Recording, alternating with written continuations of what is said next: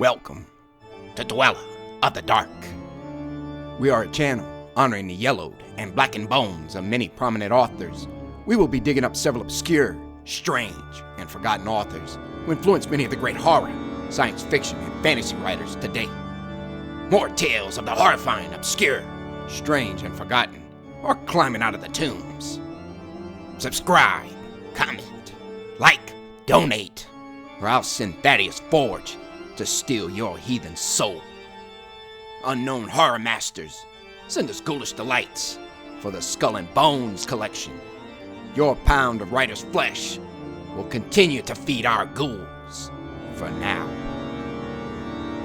Books, websites, podcasts, in the links below. Children of Horror, Legion of Ghouls. Tonight, The Great God, Pagan, by Arthur Machen, first published in the magazine Whirlwind in 1890. Chapter 1, The Experiment. I am glad you came, Clark. Very glad indeed. I was not sure you could spare the time. I was able to make arrangements for a few days. Things are not very lively just now. But have you no misgivings, Raymond? Is it absolutely safe? The two men were slowly pacing the terrace in front of Dr. Raymond's house. The sun still hung above the western mountain line, but it shone with a dull red glow that cast no shadows, and all the air was quiet. A sweet breath came from the great wood on the hillside above, and with it, at intervals, the soft murmuring call of the wild doves. Below, in the long, lovely valley, the river wound in and out between the lonely hills, and as the sun hovered and vanished into the west, a faint mist, pure white, began to rise from the hills. Dr. Raymond turned sharply to his friend. Safe? Of course it is. In itself, the operation is a perfectly simple one. Any surgeon could do it. And there is no danger at any other stage? None. Absolutely no physical danger whatsoever. I give you my word. You are always timid, Clark. Always. But you know my history. I have devoted myself to transcendental medicine for the last 20 years. I have heard myself called quack and charlatan and imposter, but all the while I knew I was on the right path.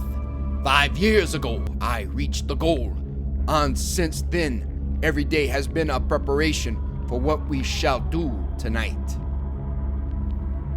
I should like to believe it is all true. Clark knit his brows and looked doubtfully at Dr. Raymond. Are you perfectly sure, Raymond, that your theory is not a phantasmagoria, a splendid vision? Certainly, but a mere vision, after all. Dr. Raymond stopped in his walk and turned sharply. He was a middle-aged man, gaunt and thin, of a pale yellow complexion. But as he answered Clark and faced him, there was a flush on his cheek. Look about you, Clark. You see the mountain, and hill following after hill, as wave on wave. You see the woods and orchard, the fields of ripe corn, and the meadows reaching to the reed beds by the river. You see me standing here beside you and hear my voice. But I tell you that all these things, yes, from that star that has just shone out in the sky to the solid ground beneath our feet, I say that all these are but dreams and shadows, the shadows that hide the real world from our eyes. There is a real world, but it is beyond this glamour and this vision, beyond these chases in ours, dreams in our career, beyond them all, as beyond a veil. I do not know whether any human being has ever lifted that veil, but I do know, Clark, that you and I shall see it lifted this very night from before another's eyes. You may think this all strange nonsense. It may be strange, but it is true. And the ancients knew what lifting the veil means. They called it seeing the god Pan. Clark shivered. The white mist gathering over the river was chilly. "It is wonderful indeed," he said. "We are standing on the brink of a strange world, Raymond. If what you say is true, I suppose the knife is absolutely necessary?" "Yes, a slight lesion in the gray matter, that is all. A trifling rearrangement of certain cells. A microscopical alteration that would escape the attention of 99 brain specialists out of 100. I don't want to bother you with shop, Clark. I might give you a mass of technical detail which would sound very imposing and would leave you as enlightened as you are now. But I suppose you have read casually in out-of-the-way corners of your paper that immense strides have been made recently in the physiology of the brain. I saw a paragraph the other day about Digby's theory and Brown Faber's discoveries. Theories and discoveries. Where they are standing now, I stood 15 years ago. And I need not tell you that I have not been standing still for the last 15 years. It will be enough if I say that 5 years ago I made the discovery that I alluded to when I said that 10 years ago I reached the goal.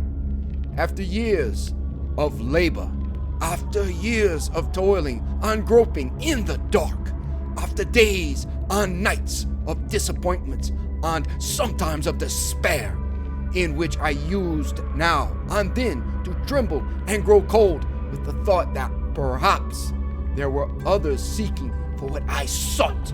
At last, after so long, a pang of sudden joy thrilled my soul, and I knew the long journey was at an end. By what seemed then and still seems of chance, the suggestion of a moment's idle thought followed up upon familiar lines and paths that I had tracked 100 times already.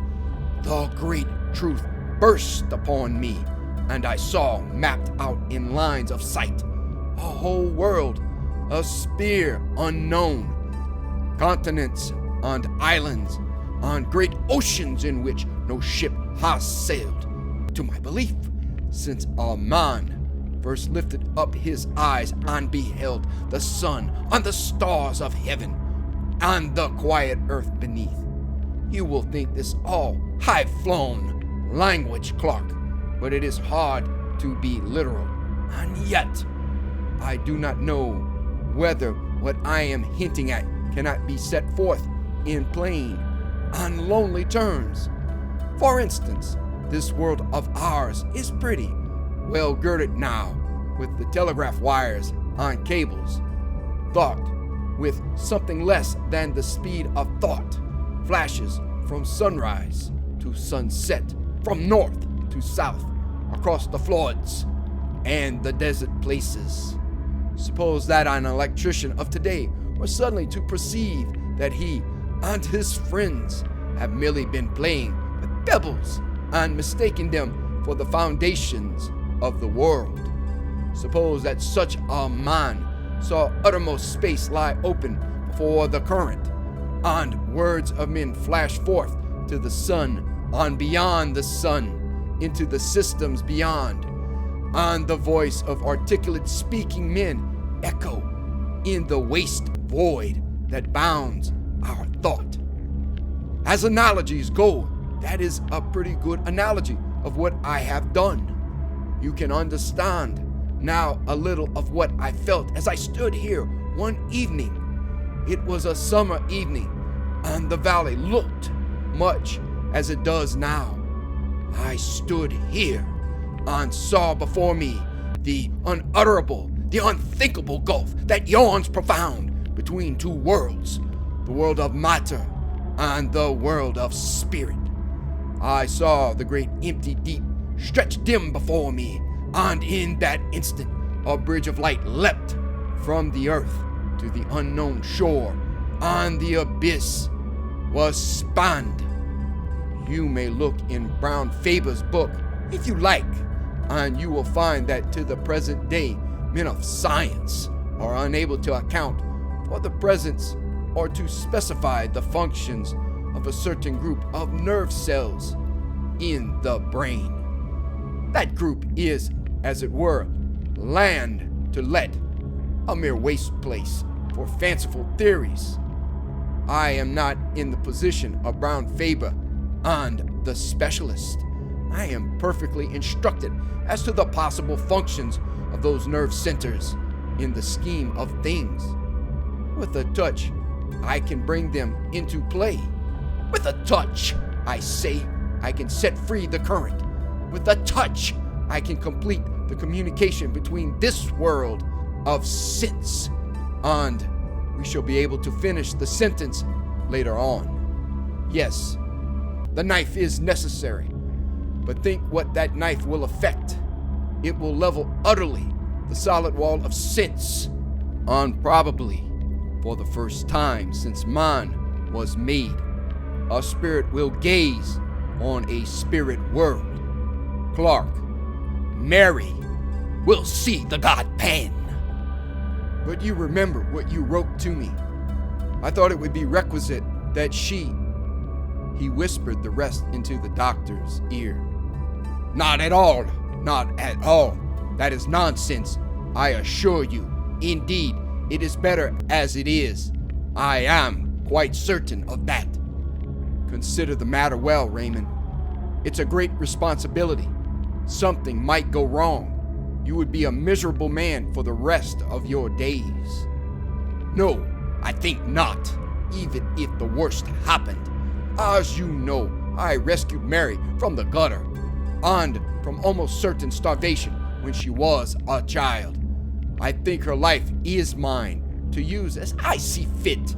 Come, it's getting late. We had better go in. Dr. Raymond led the way into the house, through the hall, and down a long, dark passage. He took a key from his pocket and opened a heavy door and motioned Clark into his laboratory. It had once been a billiard room and was lighted by a glass dome in the center of the ceiling, whence there still shone a sad gray light on the figure of the doctor as he lit a lamp with a heavy shade and placed it on a table in the middle of the room. Clark looked about him. Scarcely a foot of wall remained bare. There were shelves all around laden with bottles and phials of all shapes and colors, and at one end stood a little Chippendale bookcase. Raymond pointed to this. You see that parchment, Oswald Crolius? He was one of the first to show me the way, though I don't think he ever found it himself. That is a strange saying of his. In every grain of wheat there lies hidden the soul of a star.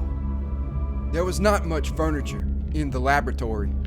The table in the center, a stone slab with a drain in one corner. The two armchairs on which Raymond and Clark were sitting. That was all, except an odd-looking chair at the furthest end of the room. Clark looked at it and raised his eyebrows. Yes, that is the chair, said Raymond. We may as well place it in position. He got up and wheeled the chair to the light and began raising and lowering it, letting down the seat, setting the back at various angles, and adjusting the footrest. It looked comfortable enough, and Clark passed his hand over the soft green velvet as the doctor manipulated the levers. Now, Clark, make yourself quite comfortable. I have a couple hours' work before me. I was obliged to leave certain matters to the last. Raymond went to the stone slab, and Clark watched him drearily as he bent over a row of files and lit the flame under the crucible. The doctor had a small hand lamp, shaded as the larger one, on a ledge above his apparatus, and Clark, who sat in the shadows, looked down at the great shadowy room, wondering at the bizarre effects of brilliant light and undefined darkness contrasting with one another. Soon, he became conscious of an odd odor, at first the merest suggestion of odor in the room, and as it grew more decided, he felt surprised that he was not reminded of the chemist's shop or the surgery. Clark found himself idly endeavoring to analyze the sensation, and half-conscious, he began to think of a day 15 years ago that he had spent roaming through the woods and meadows near his home. It was a burning day at the beginning of August.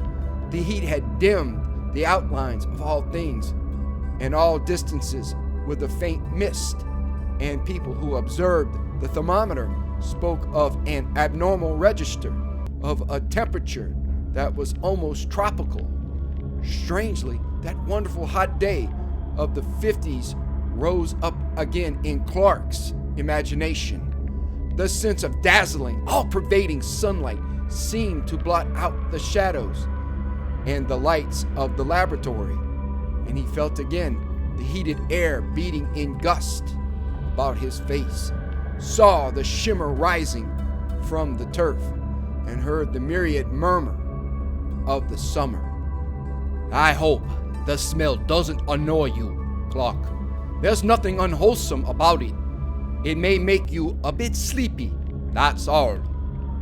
Clark heard the words quite distinctly and knew that Raymond was speaking to him, but for the life of him, he could not rouse himself from his lethargy. He could only think of the lonely walk he had taken 15 years ago.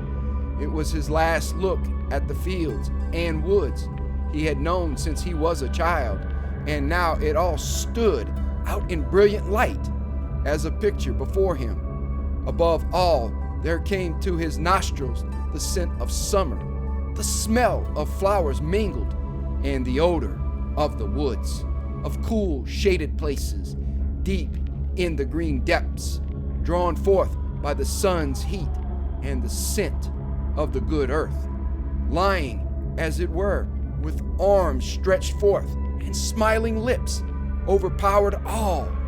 His fancies made him wander, as he had wandered long ago, from the fields into the wood, tracking a little path between the shining undergrowth of beech trees, and the trickle of water dropping from the limestone rock sounded as a clear melody in the dream.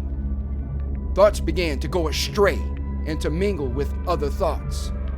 The beech alley was transformed to a path between ilex trees, and here and there a vine climbed from bough to bough and sent up waving tendrils and drooped with purple grapes and the sparse gray-green leaves of a wild olive tree stood out against the dark shadows of the ilex.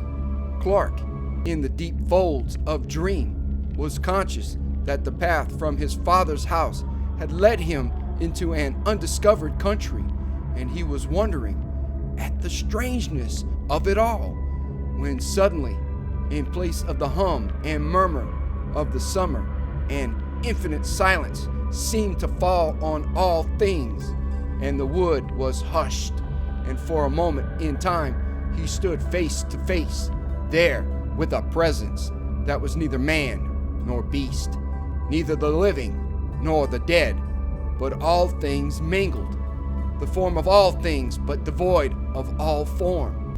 And in that moment, the sacrament of body and soul was dissolved, and a voice seemed to cry, "Let us go hence." And then the darkness of darkness beyond the stars, the darkness of everlasting. When Clark woke up with a start, he saw Raymond pouring a few drops of some oily fluid into a green file, which he stoppered tightly. "You have been dozing," he said. "The journey must have tired you out. It is done now. I am going to fetch Mary.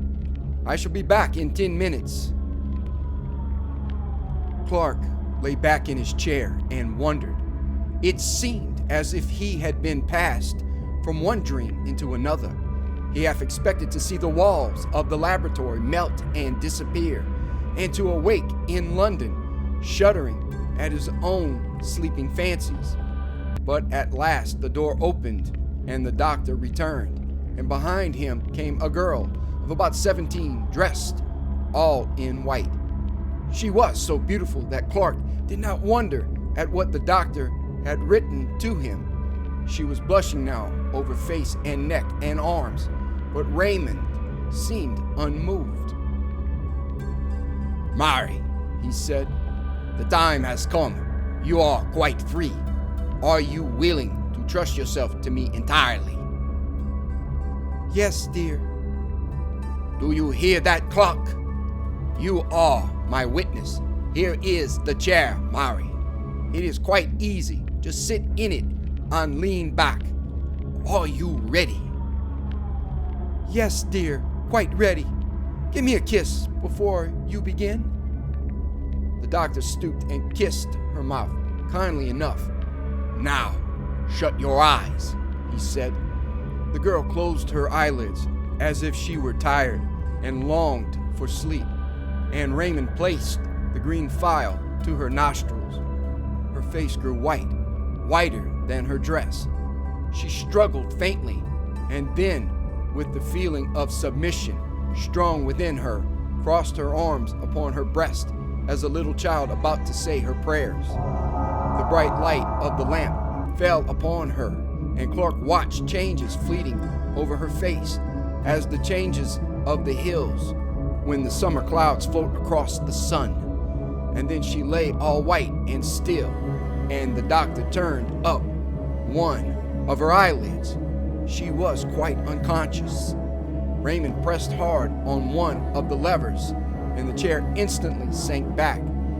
Clark saw him cutting away a circle, like a tonsure, from her hair, and the lamp was moved nearer. Raymond took a small glittering instrument from a little case, and Clark turned away shudderingly. When he looked again, the doctor was binding up the wound he had made. "She will awake in 5 minutes." Raymond was still perfectly cool.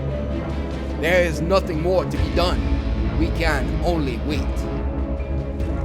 Minutes passed slowly. They could hear a slow, heavy ticking. There was an old clock in the passage. Clark felt sick and faint. His knees shook beneath him. He could hardly stand. Suddenly, as they watched, they heard a long-drawn sigh, and suddenly did the color that had vanished return to the girl's cheeks, and suddenly her eyes opened. Clark wailed before them. They shone with an awful light, looking far away, and a great wonder fell upon her face, and her hand stretched out as if to touch what was invisible. But in an instant, the wonder faded and gave place to the most awful terror. The muscles of her face were hideously convulsed. She shook from head to foot. The soul seemed struggling and shuddering within the house of flesh. It was a horrible sight, and Clark rushed forward as she fell shrieking to the floor.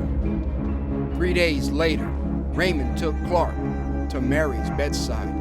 She was lying wide awake, rolling her head from side to side and grinning vacantly. "Yes," said the doctor, still quite cool. "It is a great pity. She is a hopeless idiot. However, it could not be helped, and after all, she has seen the great god Pan."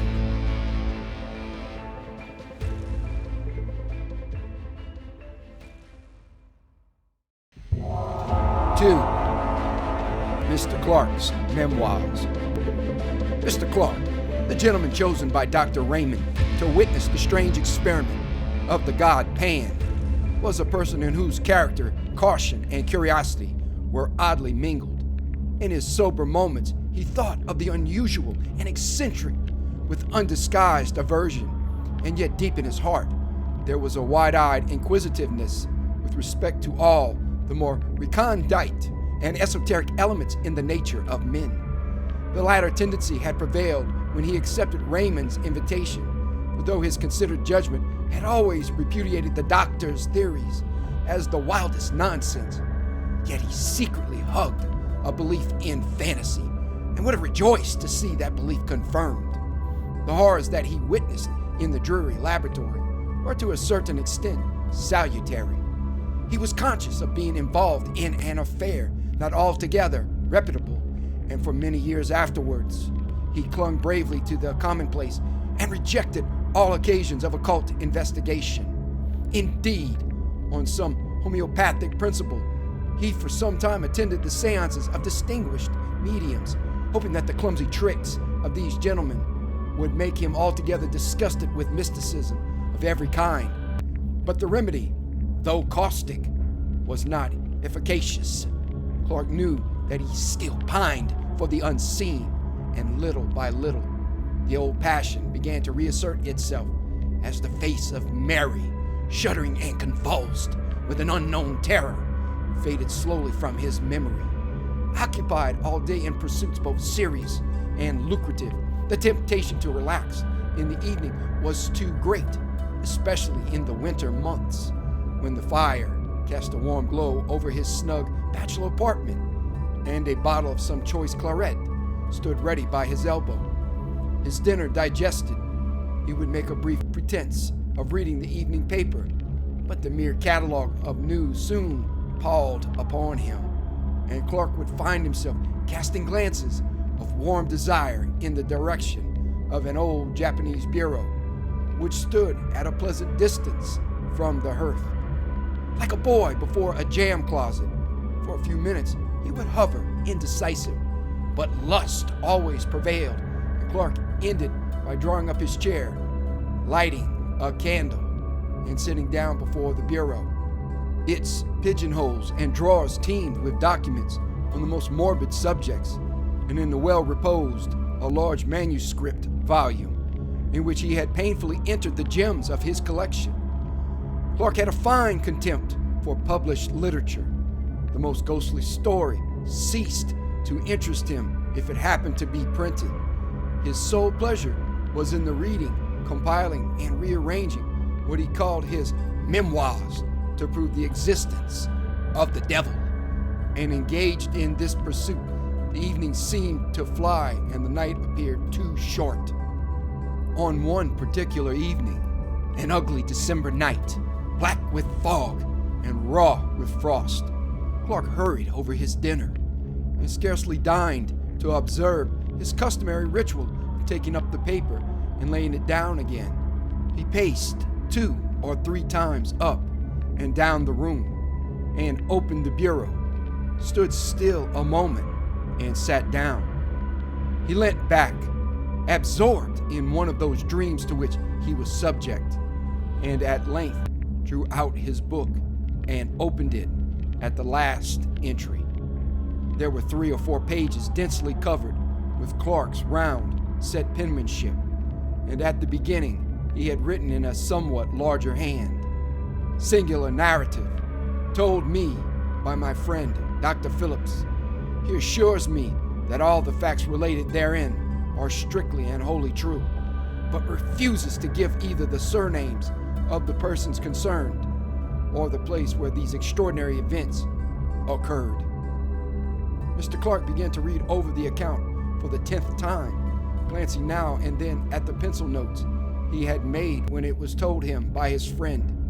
It was one of his humors to pride himself on a certain literary ability. He thought well of his style and took pains in arranging the circumstances in dramatic order. He read the following story. The persons concerned in this statement are Helen V., who, if she is still alive, must now be a woman of 23. Rachel M., since deceased, who was a year younger than the above, and Trevor W., an imbecile, aged 18. These persons were at the period of the story inhabitants of a village on the borders of Wales, a place of some importance in the time of the Roman occupation, but now a scattered hamlet of not more than 500 souls. It is situated on rising ground, about 6 miles from the sea, and is sheltered by a large and picturesque forest. Some 11 years ago, Helen V. came to the village under rather peculiar circumstances. It is understood that she, being an orphan, was adopted in her infancy by a distant relative who brought her up in his own house until she was 12 years old. Thinking, however, that it would be better for the child to have playmates of her own age, he advertised in several local papers for a good home in a comfortable farmhouse for a girl of 12. And this advertisement was answered by Mr. R., a well-to-do farmer in the above-mentioned village. His references proving satisfactory, the gentleman sent his adopted daughter to Mr. R. with a letter in which he stipulated that the girl should have a room to herself and stated that her guardians need be at no trouble in the matter of education, as she was already sufficiently educated for the position in life which she would occupy. In fact, Mr. R. was given to understand that the girl be allowed to find her own occupations and to spend her time almost as she liked. Mr. R. duly met her at the nearest station, a town 7 miles away from his house, and seems to have remarked nothing extraordinary about the child, except that she was reticent as to her former life and her adopted father. She was, however, of a very different type from the inhabitants of the village. Her skin was a pale, clear olive, and her features were strongly marked and of a somewhat foreign character. She appears to have settled down easily enough into farmhouse life and became a favorite with the children, who sometimes went with her on her rambles in the forest, for this was her amusement. Mr. R. states that he has known her to go out by herself directly after their early breakfast and not return till after dusk, and that feeling uneasy at a young girl being out alone for so many hours, he communicated with her adopted father, who replied in a brief note that Helen must do as she chose. In the winter, when the forest paths are impassable, she spent most of her time in her bedroom, where she slept alone, according to the instructions of her relative. It was on one of these expeditions to the forest that the first of the singular incidents with which this girl is connected occurred, the date being about a year after her arrival at the village.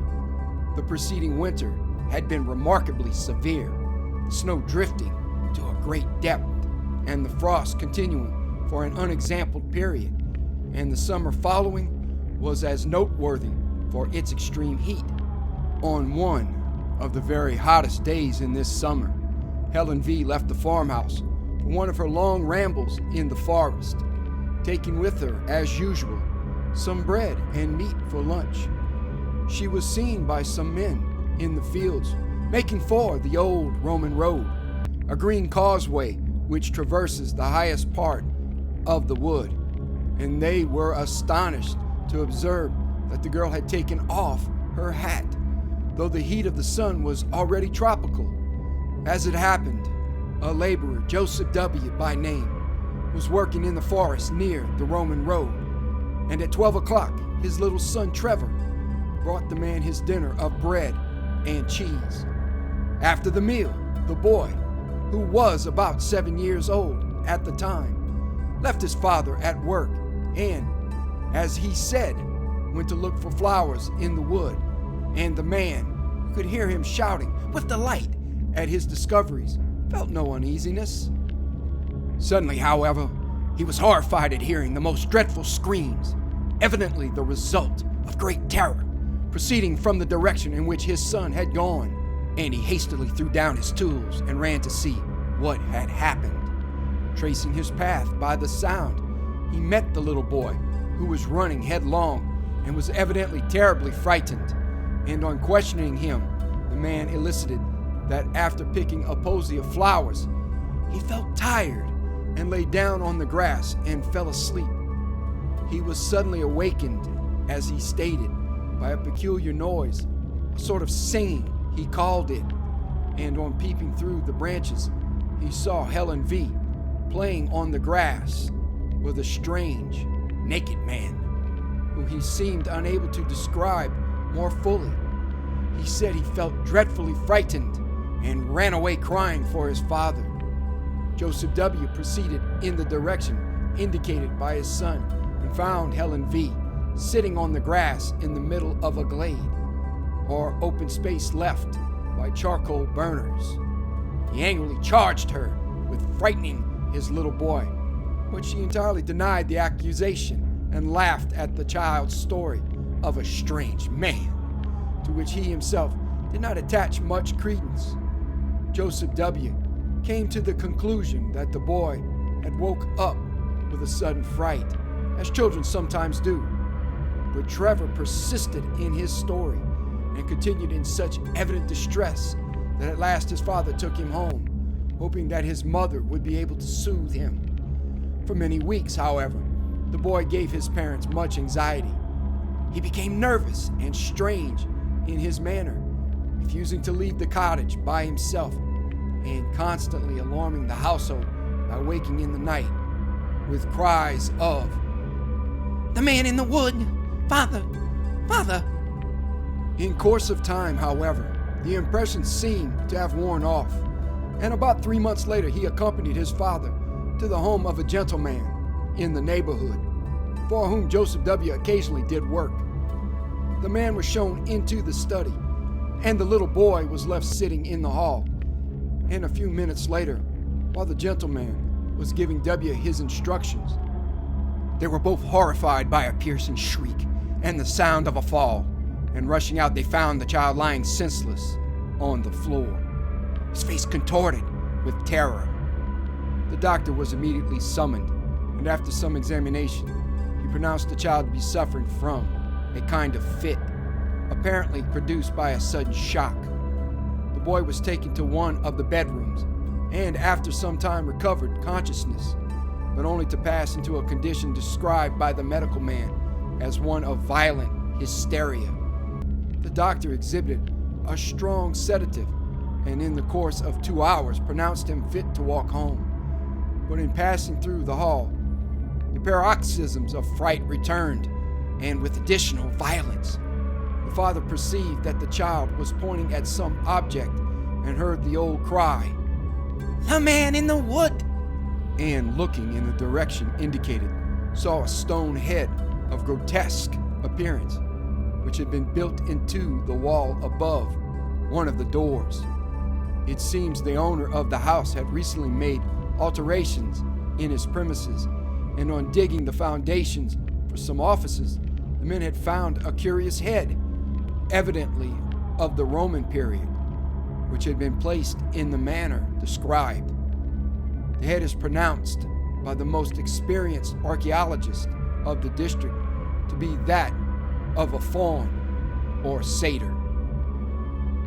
Dr. Phillips tells me that he has seen the head in question and assures me that he has never received such a vivid presentment of intense evil.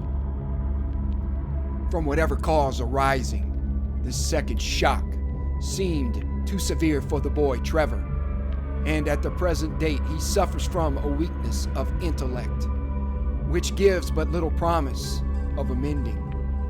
The matter caused a good deal of sensation at the time, and the girl Helen was closely questioned by Mr. R, but to no purpose, she steadfastly denying that she had frightened or in any way molested Trevor. The second event with which this girl's name is connected took place about 6 years ago and is of a still more extraordinary character. At the beginning of the summer of 1882, Helen contracted a friendship of a peculiarly intimate character with Rachel M., the daughter of a prosperous farmer in the neighborhood. This girl, who was a year younger than Helen, was considered by most to be the prettier of the two, though Helen's features had to a great extent softened as she became older. The two girls, who were together on every available opportunity, presented a singular contrast. The one with her clear olive skin and almost Italian appearance, and the other of the proverbial red and white of our rural districts. It must be stated that the payments made to Mr. R for the maintenance of Helen were known in the village for their excessive liberality, and the impression was general that she would one day inherit a large sum of money from her relative. The parents of Rachel were therefore not averse from their daughter's friendship with the girl, and even encouraged the intimacy, though they now bitterly regret having done so. Helen still retained her extraordinary fondness for the forest, and on several occasions Rachel accompanied her, the two friends setting out early in the morning and remaining in the wood until dusk. Once or twice, after these excursions, Mrs. M thought her daughter's manner rather peculiar. She seemed languid and dreamy, and, as it has been expressed, different from herself. But these peculiarities seem to have been thought too trifling for remark. One evening, however, after Rachel had come home, her mother heard a noise which sounded like suppressed weeping in the girl's room, and on going in found her lying half undressed upon the bed, evidently in the greatest distress. As soon as she saw her mother, she exclaimed, "Ah, mother, mother, why did you let me go to the forest with Helen?" Mrs. M was astonished at so strange a question and proceeded to make inquiries. Rachel told her a wild story. She said, Clark closed the book with a snap and turned his chair towards the fire. When his friend sat one evening in that very chair and told his story, Clark had interrupted him at a point a little subsequent to this, had cut short his words in a paroxysm of horror. "My God," he had exclaimed, think what you are saying. It is too incredible, too monstrous. Such things can never be in this quiet world, where men and women live and die and struggle and conquer, or maybe fail and fall down under sorrow and grieve and suffer strange fortunes for many a year. But not this, Phillips. Not such things as this. There must be some explanation, some way out of the terror. Why, man, if such a case were possible, our earth would be a nightmare. But Phillips had told his story to the end, concluding, "Her flight remains our mystery. To this day, she vanished in broad sunlight. They saw her walking in a meadow, and a few moments later, she was not there." Or tried to conceive the thing again as he sat by the fire, and again his mind shuddered and shrank back, appalled before the sight of such awful, unspeakable elements enthroned, as it were, and triumphant in human flesh. Before him stretched the long dim vista of the green causeway in the forest, as his friend had described it. He saw the swaying leaves and the quivering shadows on the grass. He saw the sunlight and the flowers. And far away, far in the long distance, the two figures moved toward him. One was Rachel, but the other? Clark had tried his best to disbelieve it all, but at the end of the account, as he had written it in his book, he had placed the inscription, Et diabolus incarnatus est, et homo factus est.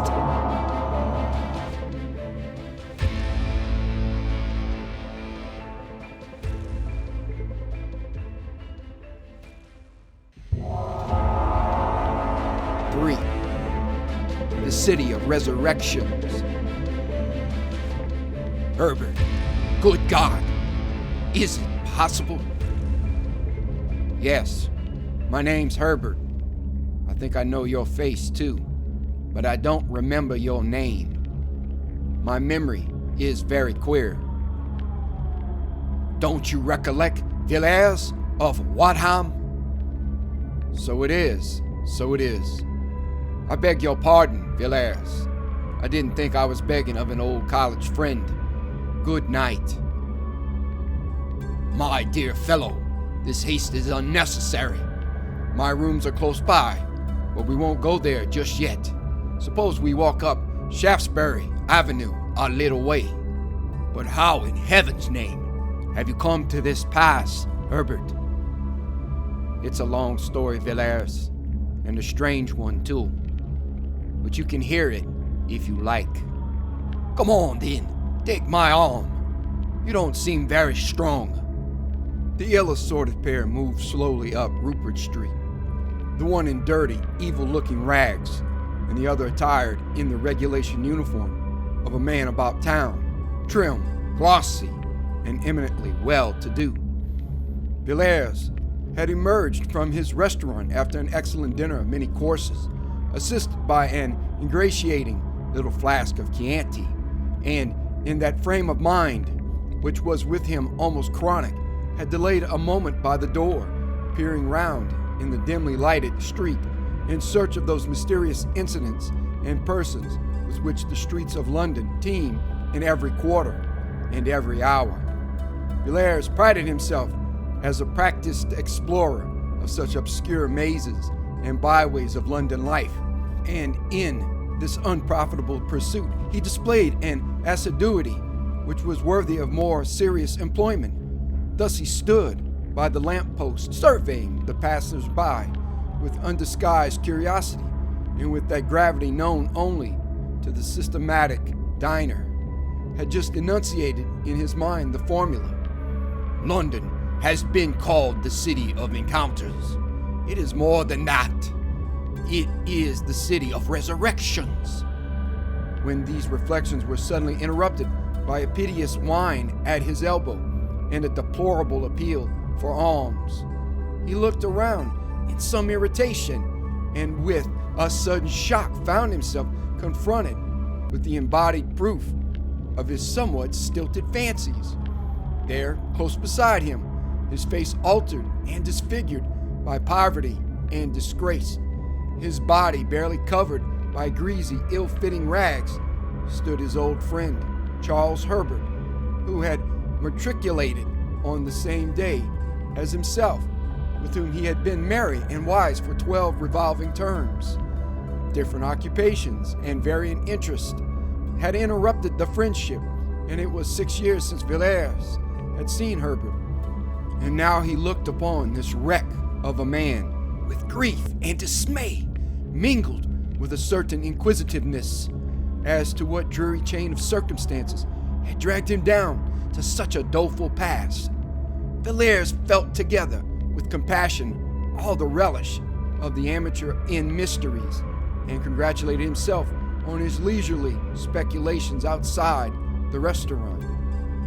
They walked on in silence for some time, and more than one passerby stared in astonishment at the unaccustomed spectacle of a well-dressed man with an unmistakable beggar hanging onto his arm, and observing this, Villers led the way to an obscure street in Soho. Here he repeated his question. How on earth has it happened, Herbert? I always understood you would succeed to an excellent position in Dorsetshire.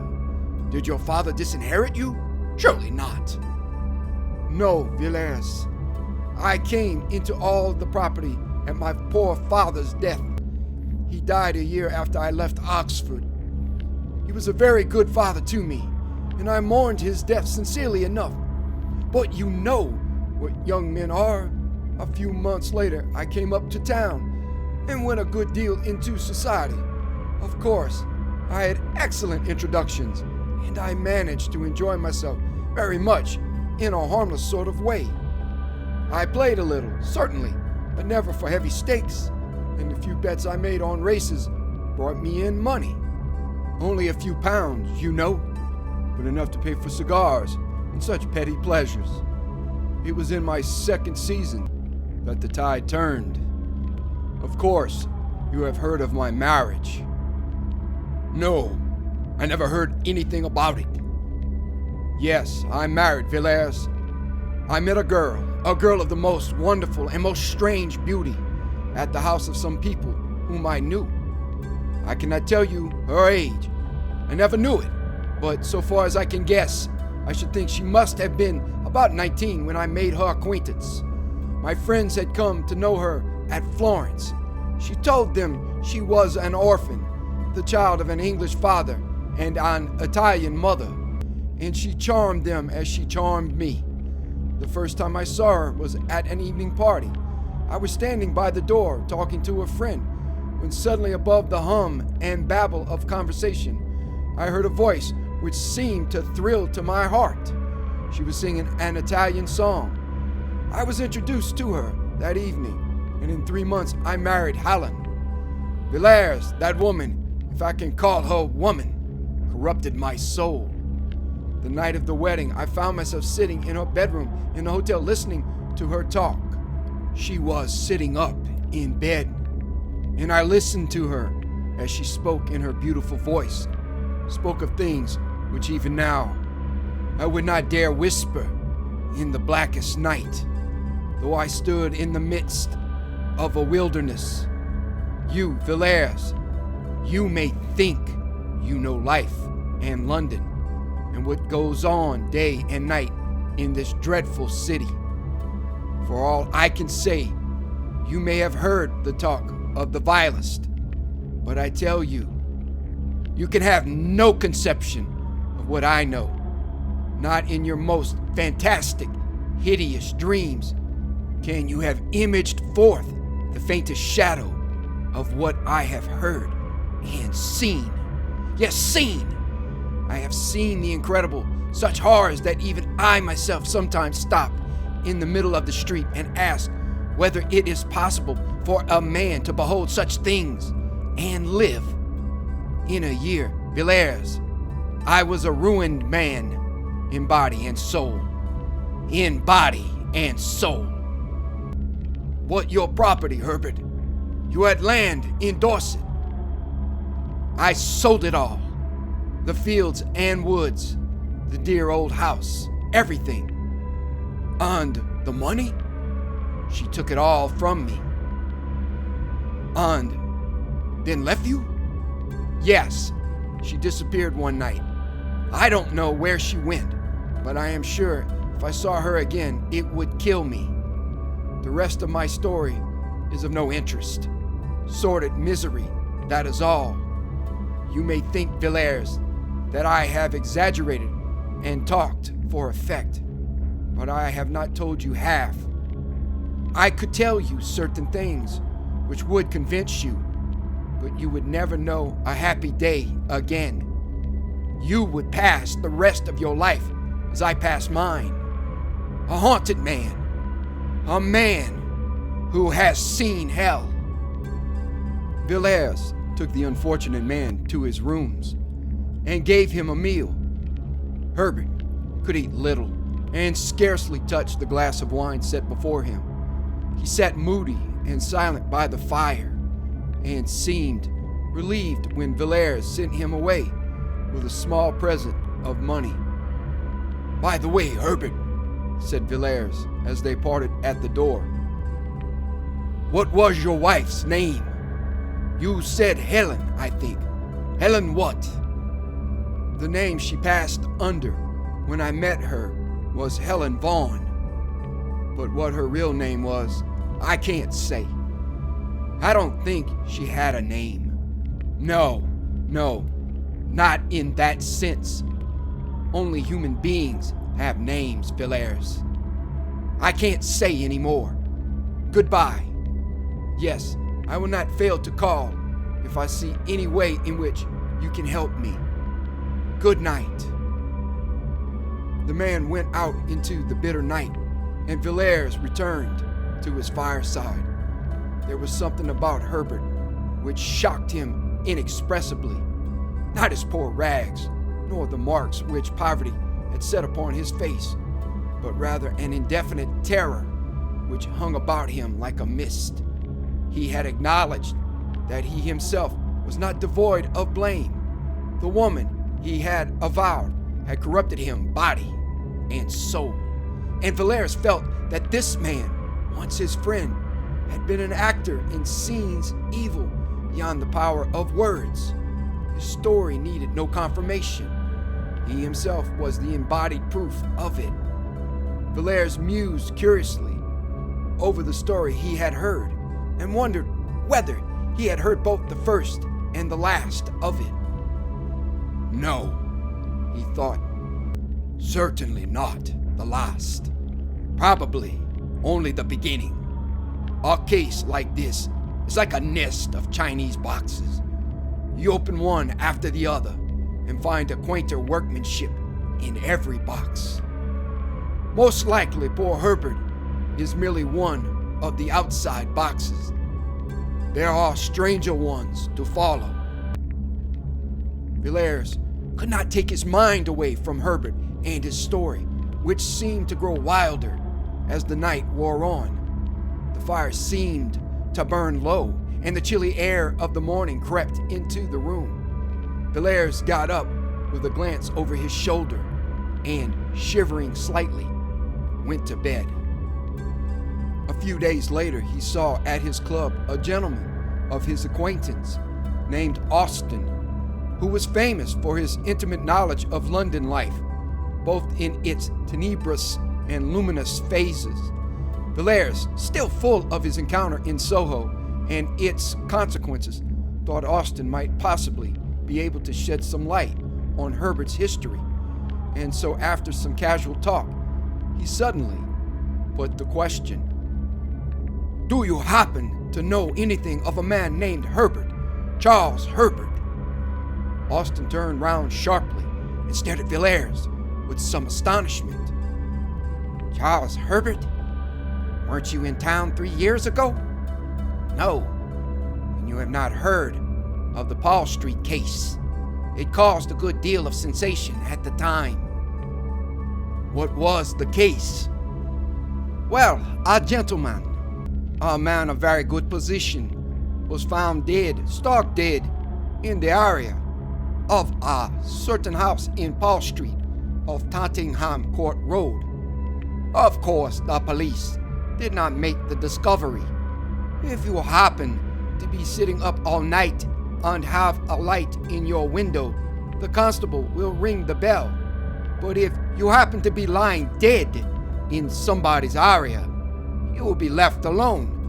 In this instance, as in many others, the alarm was raised by some kind of vagabond.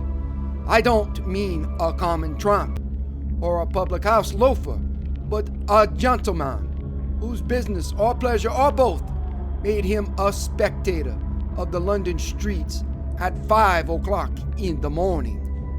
This individual was, as he said, going home. He did not appear whence or whither, and had occasion to pass through Paul Street between 4 and 5 a.m.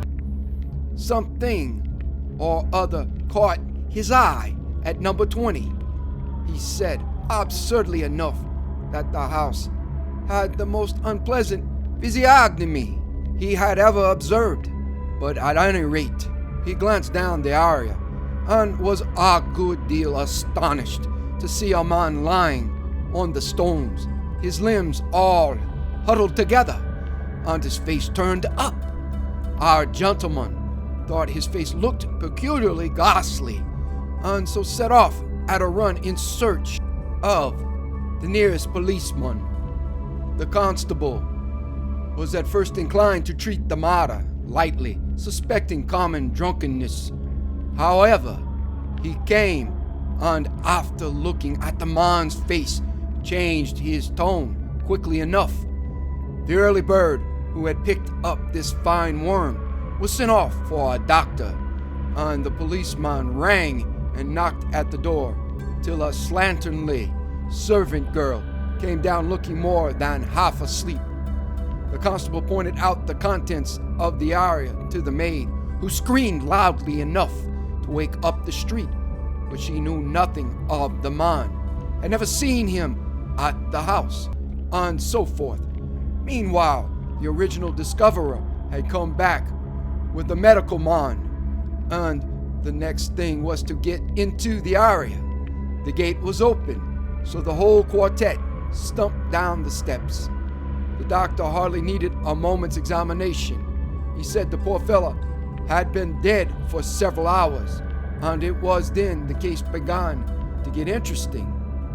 The dead man had not been robbed, and in one of his pockets were papers identifying him as, well, as a man of good family and means, our favorite in society, and nobody's enemy as far as could be known.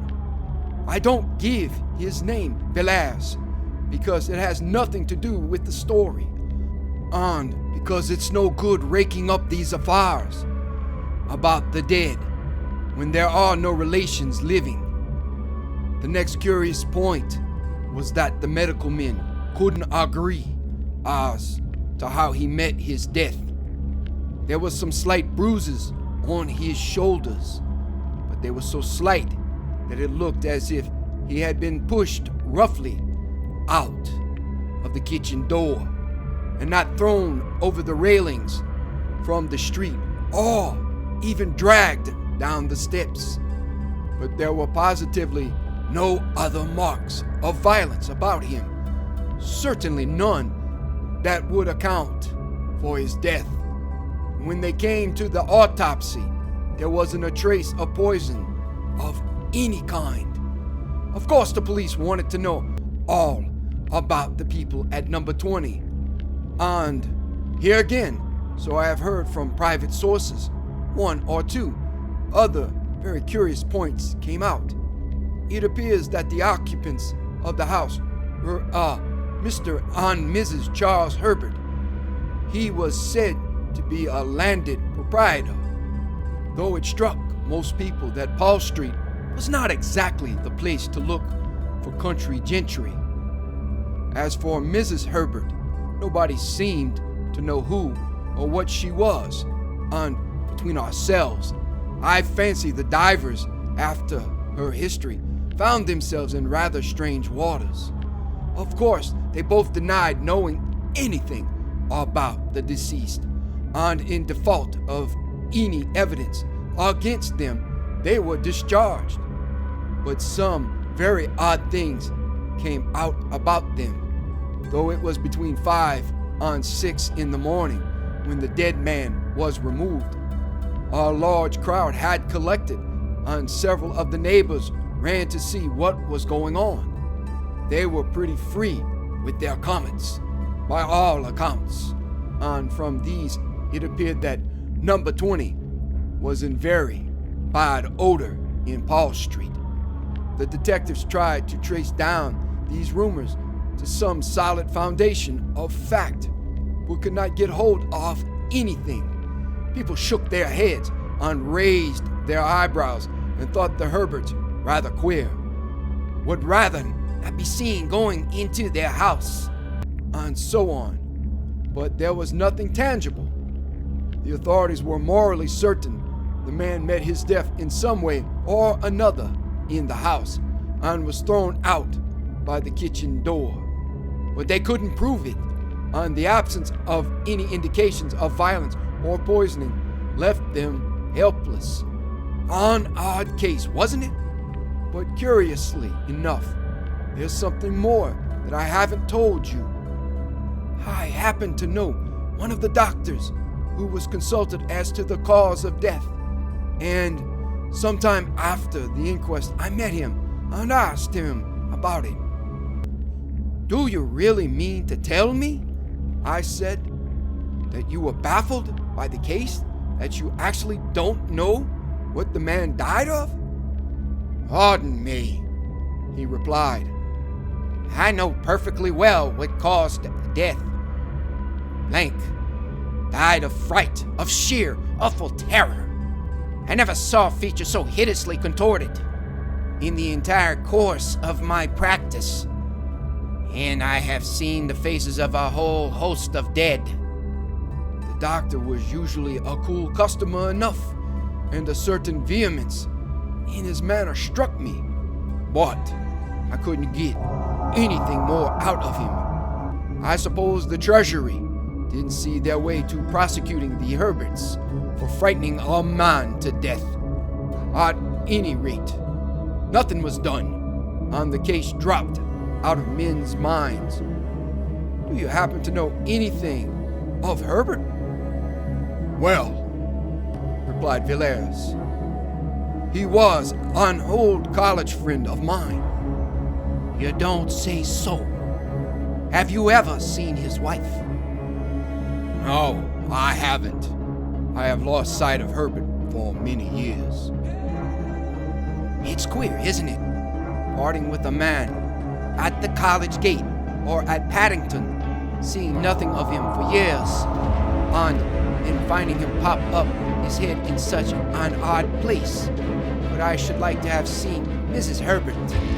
People say extraordinary things about her. What sort of things? Well, I hardly know how to tell you. Everyone who saw her at the police court said she was at once the most beautiful woman and the most repulsive they had ever set eyes on. I have spoken to a man who saw her, and I assure you, he positively shuddered as he tried to describe the woman, but he couldn't tell why. She seems to have been a sort of enigma, and I expect if that one dead man could have told tales, he would have told some uncommonly queer ones. And there you are, again in another puzzle. What could a respectable country gentleman like Mr. Blank, we'll call him that if you don't mind, want in such a very queer house as number 20?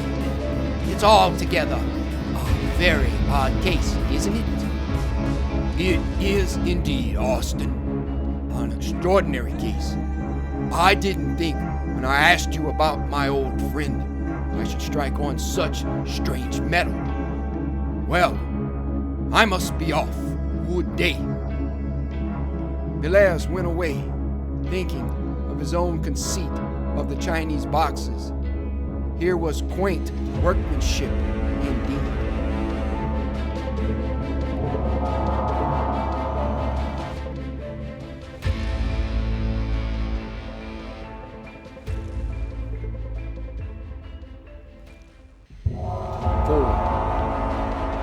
Discovery in Paul Street. A few months after Villers' meeting with Herbert, Mr. Clark was sitting as usual by his after-dinner hearth, resolutely guarding his fancies from wandering in the direction of the bureau. For more than a week, he had succeeded in keeping away from the memoirs, and he cherished hopes of a complete self-reformation. But in spite of his endeavors, he could not hush the wonder and the strange curiosity that the last case he had written down had excited within him. He had put the case, or rather the outline of it, conjecturally to a scientific friend, who shook his head and thought Clark getting queer. And on this particular evening, Clark was making an effort to rationalize the story, when a sudden knock at the door roused him from his meditations. "Mr. Villers, to see you, sir." "Dear me, Villers, it is very kind of you to look me up. I have not seen you for many months. I should think nearly a year. Come in, come in. And how are you, Villers? Want any advice about investments?" "No, thanks. I fancy everything I have in that way is pretty safe.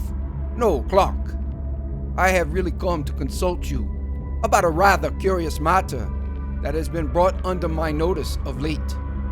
I am afraid you will think it all rather absurd when I tell my tale. I sometimes think so myself, and That's just why I made up my mind to come to you, as I know you're a practical man. Mr. Villers was ignorant of the memoirs to prove the existence of the devil. Well, Villers, I shall be happy to give you my advice to the best of my ability. What is the nature of the case? It's an extraordinary thing altogether. You know my ways. I always keep my eyes open in the streets. And in my time, I have chanced upon some queer customers and queer cases too. But this, I think, beats all. I was coming out of a restaurant one nasty winter night about 3 months ago. I had a capital dinner and a good bottle of Chianti, and I stood for a moment on the pavement, thinking what a mystery there is about London streets and the companies that pass along them. A bottle of red wine encourages these fancies, Clark, and I dare say I should have thought a page of small type, but I was cut short by a beggar who had come behind me and was making the usual appeals. Of course, I looked round, and this beggar turned out to be what was left of an old friend of mine, a man named Herbert. I asked him how he had come to such a wretched pass, and he told me. We walked up and down one of those long and dark Soho streets, and there I listened to his story. He said he had married a beautiful girl some years younger than himself, and, as he put it, she had corrupted him body and soul. He wouldn't go into details. He said he dare not, that what he had seen and heard haunted him by night and day, and when I looked in his face, I knew he was speaking the truth. There was something about the man that made me shiver. I don't know why, but it was there. I gave him a little money and sent him away, and I assure you that when he was gone, I gasped for breath. His presence seemed to chill one's blood. Isn't this all just a little fanciful, Villers? I suppose the poor fella had made an imprudent marriage, and, in plain English, gone to the bad. Well, listen to this. Villers told Clark the story he had heard from Austin. You see, he concluded, there can be but little doubt that this Mr. Blank, whoever he was, died of sheer terror. He saw something so awful, so terrible, that it cut short his life. And what he saw, he most certainly saw in that house, which somehow or other had got a bad name in the neighborhood. I had the curiosity to go and look at the place for myself. It's a saddening kind of street. The houses are old enough to be mean and dreary, but not old enough to be quaint. As far as I could see, most of them are let-in lodgings, furnished and unfurnished, and almost every door has 3 bells to it.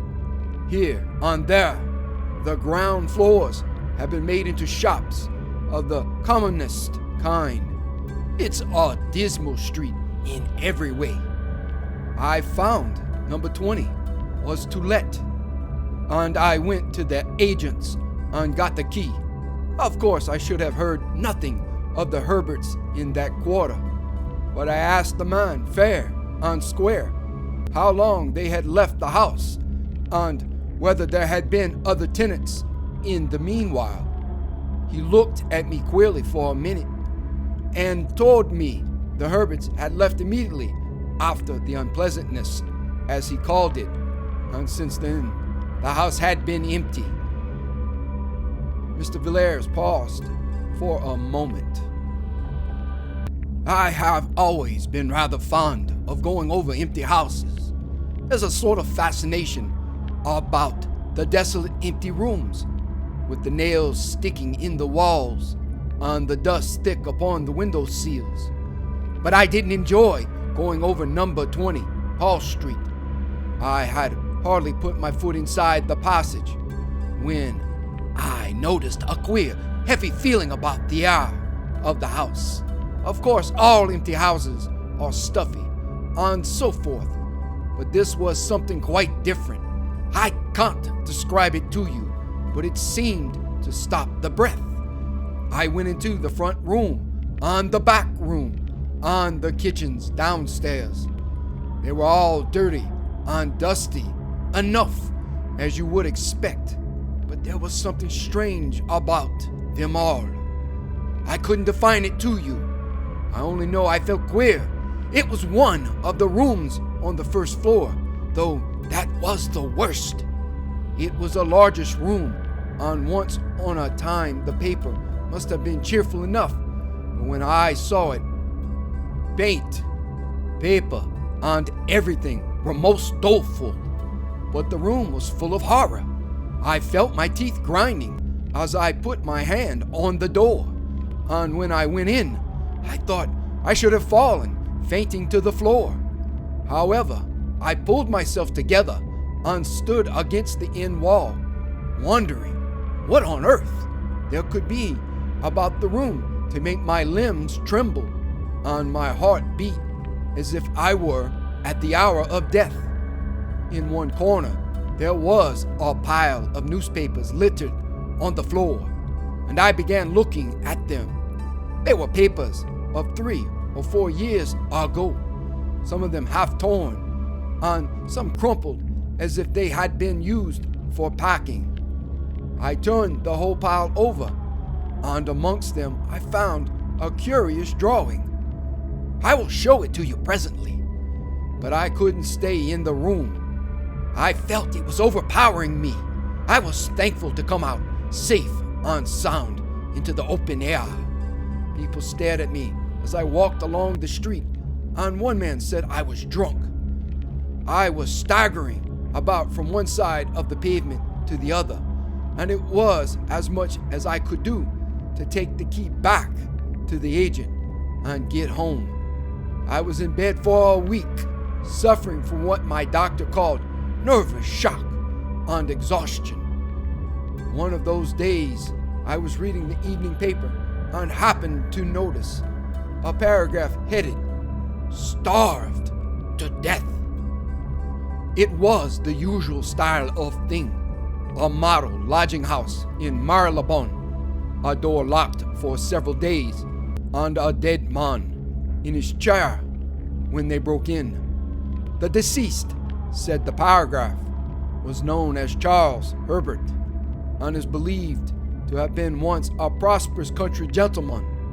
His name was familiar to the public 3 years ago in connection with the mysterious death in Paul Street, Tottenham Court Road, the deceased being the tenant of the house number 20, in the area of which a gentleman of good position was found dead under circumstances not devoid of suspicion. A tragic ending, wasn't it? But after all, if what he told me were true, which I am sure it was, the man's life was all a tragedy, and a tragedy of a stranger sort than they put on the boards. And that is the story, is it? Said Clark musingly. Yes, that is the story. Well, really, Villers, I scarcely know what to say about it. There are, no doubt, circumstances in the case which seem peculiar. The finding of the dead man in the area of Herbert's house, for instance, and the extraordinary opinion of the physician as to the cause of death. But after all, it is conceivable that the facts may be explained in a straightforward manner. As to your own sensations when you went to see the house, I would suggest that they were due to a vivid imagination. You must have been brooding in a semi-conscious way over what you had heard.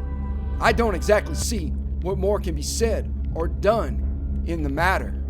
You evidently think there is a mystery of some kind, but Herbert is dead. Where then do you propose to look? I propose to look for the woman whom he married. She is the mystery. The two men sat silent by the fireside, Clark secretly congratulating himself on having successfully kept up the character of advocate of the commonplace, and Villers wrapped in his gloomy fancies. "I think I will have a cigarette," he said at last, and put his hand in his pocket to feel for the cigarette case. "Ah," he said, starting slightly. "I forgot I had something to show you. You remember my saying that I had found a rather curious sketch amongst the pile of old newspapers at the house in Paul Street. Here it is." Villers drew out a small thin parcel from his pocket. It was covered with brown paper and secured with string, and the knots were troublesome. In spite of himself, Clark felt inquisitive. He bent forward on his chair as Villers painfully undid the string and unfolded the outer covering. Inside was a second wrapping of tissue, and Villers took it off and handed the small piece of paper to Clark without a word. There was dead silence in the room for 5 minutes or more. The two men sat so still that they could hear the ticking of the tall, old-fashioned clock that stood outside in the hall, and in the mind of one of them, the slow monotony of sound woke up a far, far memory. He was looking intently at the small pen and ink sketch of the woman's head. It had evidently been drawn with great care and by a true artist, for the woman's soul looked out of the eyes, and the lips were parted with a strange smile. Clark gazed still at the face. It brought to his memory one summer evening long ago. He saw again the long, lovely valley, the river winding between the hills, the meadows, and the cornfields, the dull red sun, and the cold white mist rising from the water. He heard a voice speaking to him across the waves of many years and saying, "Clark, Mary will see the god Pan." And then he was standing in the grim room beside the doctor, listening to the heavy ticking of the clock, waiting and watching the figure lying on the green chair beneath the lamplight. Mary rose up, and he looked into her eyes, and his heart grew cold within him. "Who is this woman?" he said at last. His voice was dry and hoarse. "That is the woman who Herbert married." Clark looked again at the sketch. It was not Mary, after all. There certainly was Mary's face, but there was something else, something he had not seen on Mary's features when the white-clad girl entered the laboratory with the doctor, nor at her terrible awakening, nor when she lay grinning on the bed. Whatever it was, the glance that came from those eyes, the smile on the full lips, or the expression of the whole face, Clark shuddered before it at his inmost soul and thought unconsciously of Dr. Phillips' words. "The most vivid presentment of evil I have ever seen." He turned the paper over mechanically in his hand and glanced at the back. "Good God, Clark, what is the matter? You are as white as death." Villers had started wildly from his chair as Clark fell back with a groan and let the paper drop from his hands. "I don't feel very well, Villers. I am subject to these attacks. Pour me out a little wine. Thanks, that will do. I shall feel better in a few minutes." Villers picked up the fallen sketch and turned it over as Clark had done. "You saw that?" he said. "That's how I identified it as being a portrait of Herbert's wife. Or, I should say, his widow. How do you feel now?" "Better, thanks. It was only a passing faintness. I don't think I quite catch your meaning. What did you say enabled you to identify the picture? This word, Helen, was written on the back. Didn't I tell you her name was Helen? Yes, Helen Bond. Clark groaned. Oh, there could be no shadow of doubt. Now, don't you agree with me? Said Villers, that in the story I have told you tonight, and in the part this woman plays in it, there are some very strange points. Yes, Villers, Clark muttered.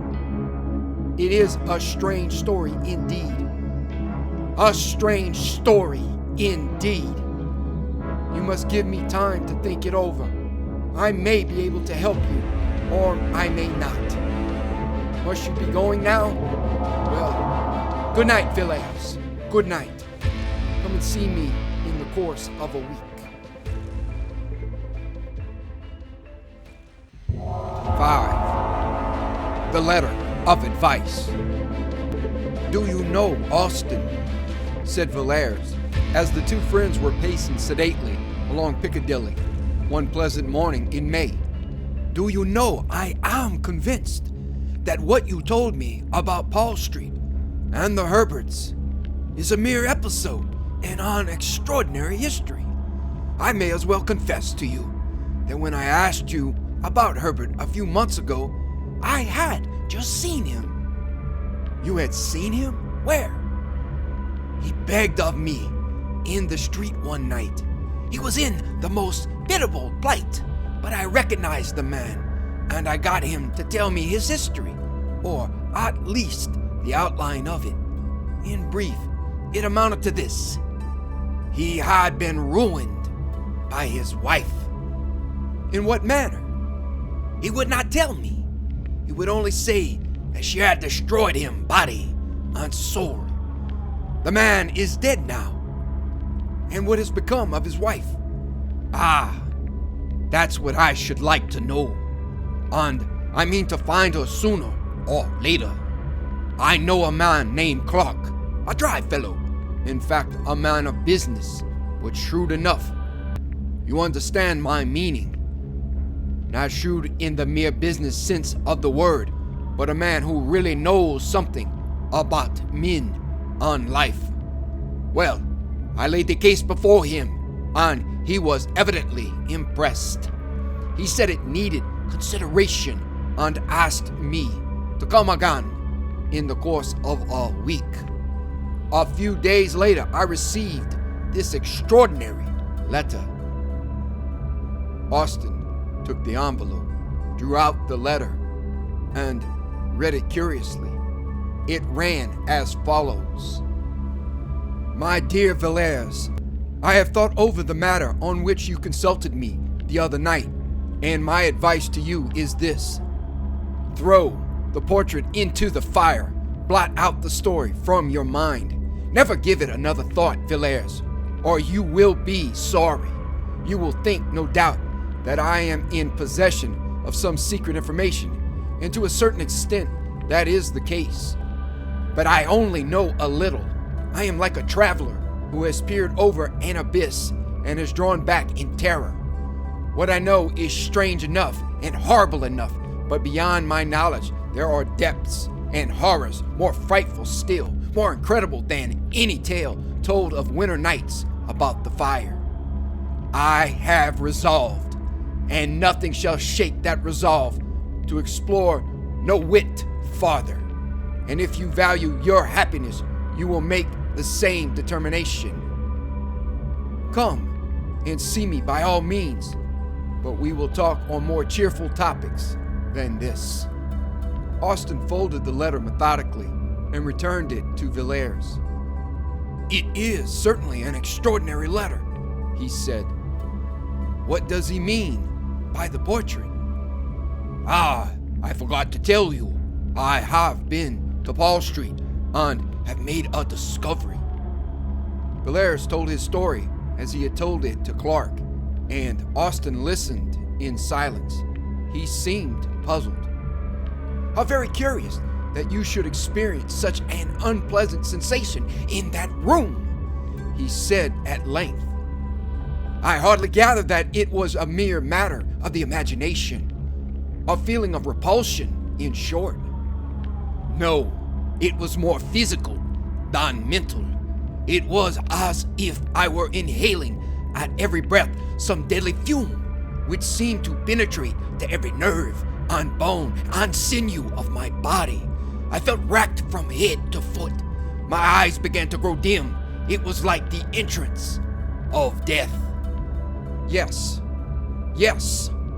Very strange, certainly.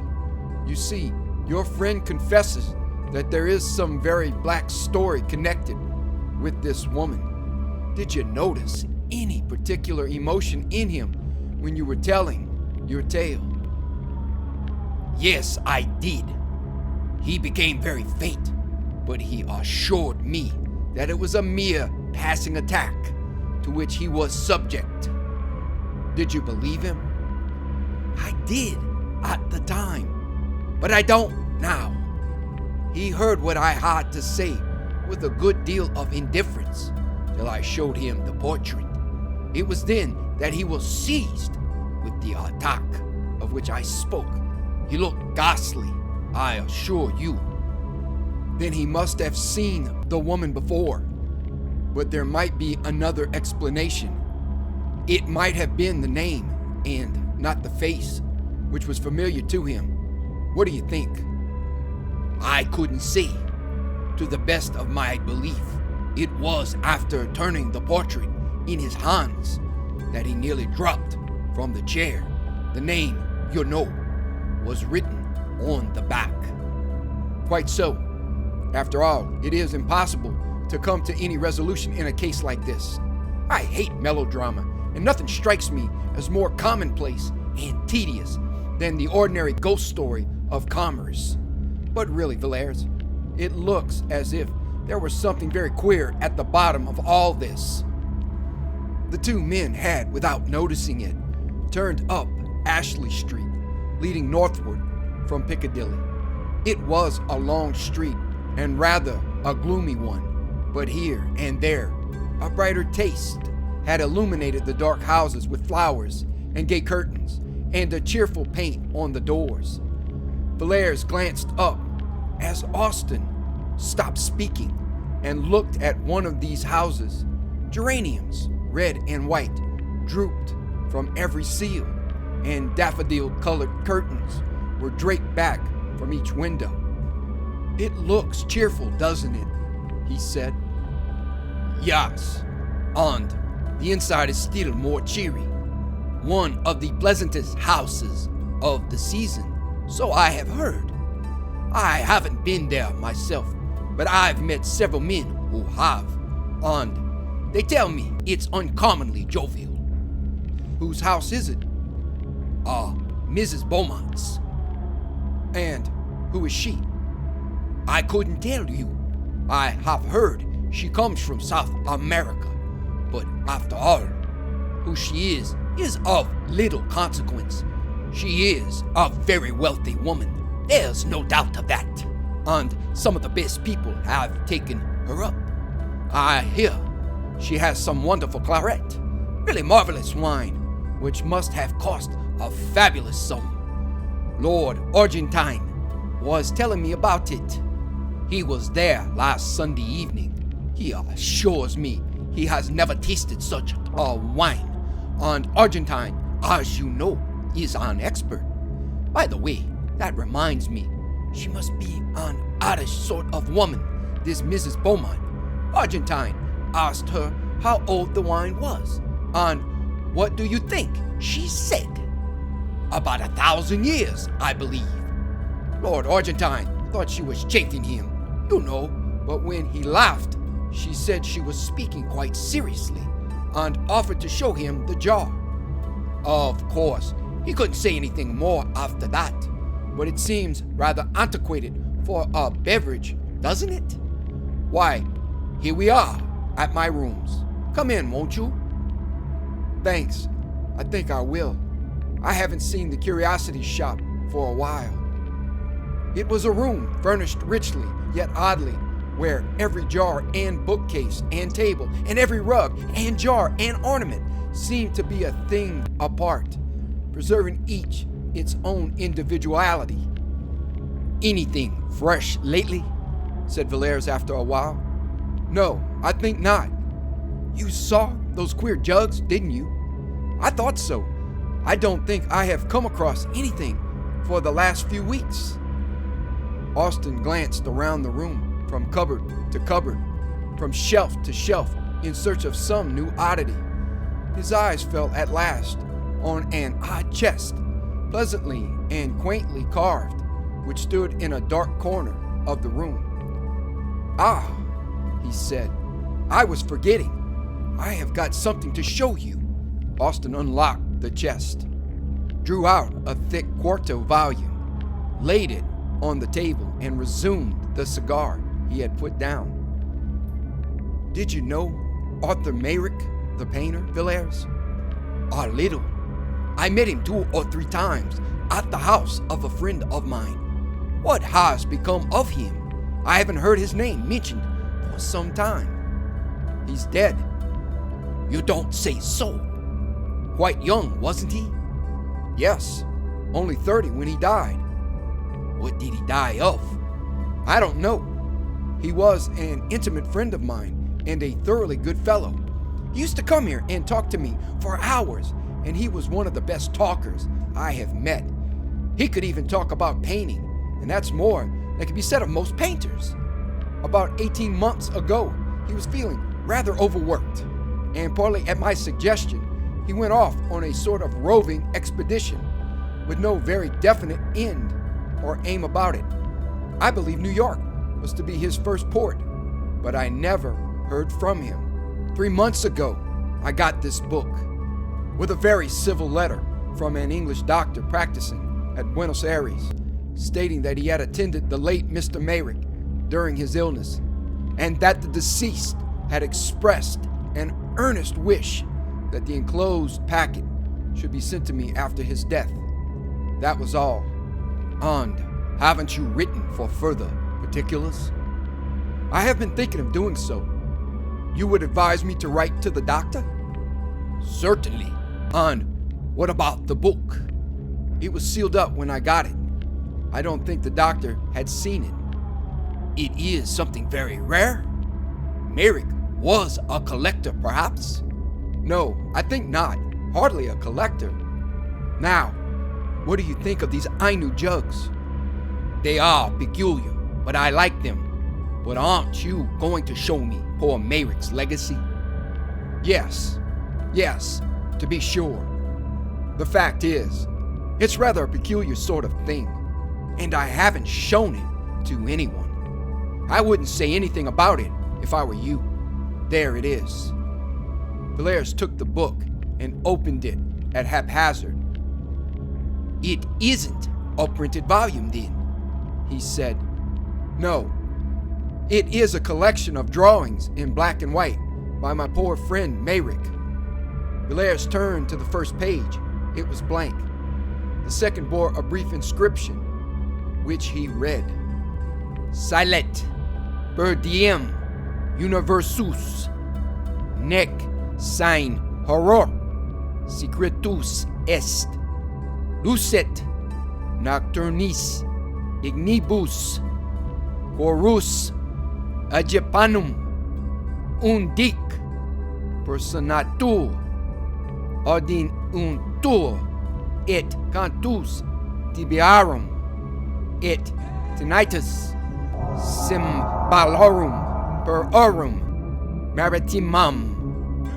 On the third page was a design which made Valers start and look up at Austin. He was gazing abstractedly out of the window. Valers turned page after page, absorbed, in spite of himself, in the frightful Walpurgis night of evil, strange, monstrous evil, that the dead artist had set forth in hard black and white. The figures of fauns and satyrs and Egyptians danced before his eyes. The darkness of the thicket, the dance on the mountaintop, the scenes by lonely shores, in green vineyards, by rocks and desert places, passed before him. A world before which the human soul seemed to shrink back and shudder. Blair's world over the remaining pages. He had seen enough, but the picture on the last leaf caught his eye as he almost closed the book. Austin. Well, what is it? Do you know who that is? It was a woman's face alone on the white page. Know who it is? No, of course not. I do. Who is it? It is Mrs. Herbert. Are you sure? I am perfectly sure of it. Poor Merrick. He is one more chapter in her history. Well, what do you think of the designs? They are frightful. Lock the book up again, Austin. If I were you, I would burn it. It must be a terrible companion, even though it be in a chest. Yes, they are singular drawings, but I wonder what connection there could be between Mary and Mrs. Herbert, or what link between her and these designs. Ah, who can say? It is possible that the matter may end here, and we shall never know. But in my own opinion, this Helen Vaughan, or Mrs. Herbert, is only the beginning.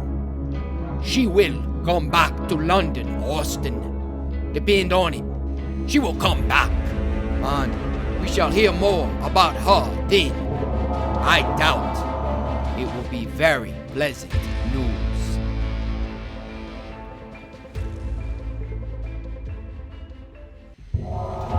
Six, the suicides. Lord Argentine was a great favorite in London society. At 20, he had been a poor man, decked with the surname of an illustrious family, but forced to earn a livelihood as best he could, and the most speculative of moneylenders would not have entrusted him with £50 on the chance of his ever changing his name for a title, and his poverty for a great fortune. His father had been near enough to the fountain of good things to secure one of the family livings, but the son, even if he had taken orders, would scarcely have obtained so much as this, and moreover felt no vocation for the ecclesiastical estate. Thus he fronted the world with no better armor than the bachelor's gown and the wits of a younger son's grandson, with which equipment he contrived in some way to make a very tolerable fight of it. At 25, Mr. Charles Arbronne saw himself still a man of struggles and of warfare with the world. But out of the 7 who stood before him in the high places of his family, 3 only remained. These 3, however, were good lives, but yet not proof against the Zulu assegais and typhoid fever. And so one morning, Arbronne woke up and found himself Lord Argentine, a man of 30 who had faced the difficulties of existence and had conquered.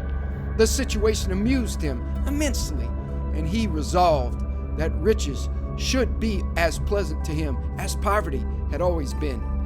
Argentine, after some little consideration, came to the conclusion that dining, regarded as a fine art, was perhaps the most amusing pursuit open to fallen humanity, and thus his dinners became famous in London, and an invitation to his table a thing covetously desired. After 10 years of lordship and dinners, Argentine still declined to be jaded, still persisted in enjoying life, and by a kind of infection had become recognized as the cause of joy in others, in short, as the best of company. His sudden and tragical death therefore caused a wide and deep sensation. People could scarcely believe it, even though the newspaper was before their eyes, and the cry of mysterious death of a nobleman came ringing up from the street. But there stood the brief paragraph: Lord Argentine was found dead this morning by his valet under distressing circumstances. It is stated that there can be no doubt that his lordship committed suicide, though no motive can be assigned for the act. The deceased nobleman was widely known in society and much liked for his genial manner and sumptuous hospitality. He is succeeded by, etc., etc. By slow degrees, the details came to light, but the case still remained a mystery. The chief witness at the inquest was the deceased valet, who said that the night before his death, Lord Argentine had dined with a lady of good position, whose name was suppressed in the newspaper reports. At about 11 o'clock, Lord Argentine had returned and informed his man that he should not require his services till the next morning. A little later, the valet had occasion to cross the hall and was somewhat astonished to see his master quietly letting himself out at the front door. He had taken off his evening clothes and was dressed in a Norfolk coat and knickerbockers and wore a low brown hat. The valet had no reason to suppose that Lord Argentine had seen him, and though his master rarely kept late hours, thought little of the occurrence till the next morning, when he knocked at the bedroom door at 8:45 as usual. He received no answer, and after knocking 2 or 3 times, entered the room and saw Lord Argentine's body leaning forward at an angle from the bottom of the bed. He found that his master had tied a cord securely to one of the short bedposts, and after making a running noose and slipping it round his neck, the unfortunate man must have resolutely fallen forward to die by slow strangulation. He was dressed in the light suit in which the valet had seen him go out, and the doctor who was summoned pronounced that life had been extinct for more than 4 hours. All papers, letters, and so forth seemed in perfect order, and nothing was discovered which pointed in the most remote way to any scandal, either great or small. Here, the evidence ended. Nothing more could be discovered. Several persons had been present at the dinner party at which Lord Argentine had assisted, and to all these he seemed in his usual genial spirits. The valet indeed said he thought his master appeared a little excited when he came home, but confessed that the alteration in his manner was very slight, hardly noticeable. Indeed, it seemed hopeless to seek for any clue, and the suggestion that Lord Argentine had been suddenly attacked by acute suicidal mania was generally accepted. It was otherwise, however, when, within 3 weeks, 3 more gentlemen, one of them a nobleman, and the 2 others men of good position and ample means, perished miserably in the almost precisely the same manner. Lord Swanley was found one morning in his dressing room, hanging from a peg affixed to the wall, and Mr. Collier's steward and Mr. Harry's had chosen to die as Lord Argentine. There was no explanation in either case. A few bald facts: a living man in the evening, and a body with a black swollen face in the morning. The police had been forced to confess themselves powerless to arrest or to explain the sordid murders of Whitechapel. But before the horrible suicides of Piccadilly and Mayfair, they were dumbfounded, for not even the mere ferocity which did duty as an explanation of the crimes of the East End could be of service in the West. Each of these men who had resolved to die a tortured, shameful death was rich, prosperous, and to all appearances in love with the world, and not the acutest research should ferret out any shadow of a lurking motive in either case. There was a horror in the air, and men looked at one another's faces when they met, each wondering whether the other was to be the victim of the fifth nameless tragedy. Journalists sought in vain for their scrapbooks for materials whereof to concoct reminiscent articles, and the morning paper was unfolded in many a house with a feeling of awe. No man knew when or where the next blow would light.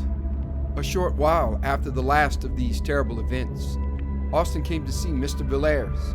He was curious to know whether Villers had succeeded in discovering any fresh traces of Mrs. Herbert, either through Clark or by other sources, and he asked the question soon after he had sat down. "No," said Villers. "I wrote to Clark, but he remains obdurate, and I have tried other channels, but without any result. I can't find out what became of Helen Bond after she left Paul Street, but I think she must have gone abroad. But to tell the truth, Austin, I haven't paid much attention to the matter for the last few weeks. I knew poor Harry's intimately, and his terrible death has been a great shock to me. A great shock." "I can well believe it," answered Austin gravely. "You know Argentine was a friend of mine. If I remember rightly, we were speaking of him that day you came to my rooms."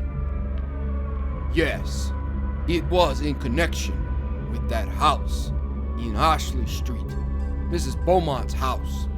You said something about Argentines dining there." "Quite so. Of course, you know, it was there Argentine dined the night before his death." "No, I had not heard that." "Oh yes. The name was kept out of the papers to spare Mrs. Beaumont. Argentine was a great favorite of hers, and it is said she was in a terrible state for some time after." A curious look came over Villers' face. He seemed undecided whether to speak or not. Austin began again. "I never experienced such a feeling of horror as when I read the account of Argentine's death. I didn't understand it at the time, and I don't now. I knew him well, and it completely passes my understanding for what possible cause he, or any of the others for the matter of that, could have resolved in cold blood to die in such an awful manner. You know how men babble away each other's characters in London. You may be sure any buried scandal or hidden skeleton would have been brought to light in such a case as this. But nothing of the sort has taken place. As for the theory of mania, that is very well, of course, for the coroner's jury, but everybody knows that it's all nonsense. Suicidal mania is not smallpox." Austin relapsed into gloomy silence. Villers sat silent also, watching his friend. The expression of indecision still fleeted across his face. He seemed as if weighing his thoughts in the balance, and the considerations he was resolving left him still silent. Austin tried to shake off the remembrance of tragedies as hopeless and perplexed as the labyrinth of Daedalus, and began to talk in an indifferent voice of the more pleasant incidents and adventures of the season. "That Mrs. Beaumont," he said, "of whom we were speaking, is a great success. She has taken London almost by storm. I met her the other night at Fulham's. She is really a remarkable woman." "You have met Mrs. Beaumont?" "Yes. She had quite a court around her. She would be called very handsome, I suppose, and yet there is something about her face which I didn't like. The features are exquisite, but the expression is strange. And all the time I was looking at her, and afterwards, when I was going home, I had a curious feeling that very expression was in some way or another familiar to me. You must have seen her in the road. No, I am sure I never set eyes on the woman before. It is that which makes it puzzling. And to the best of my belief, I have never seen anyone like her. What I felt was a kind of dim, far-off memory, vague but persistent.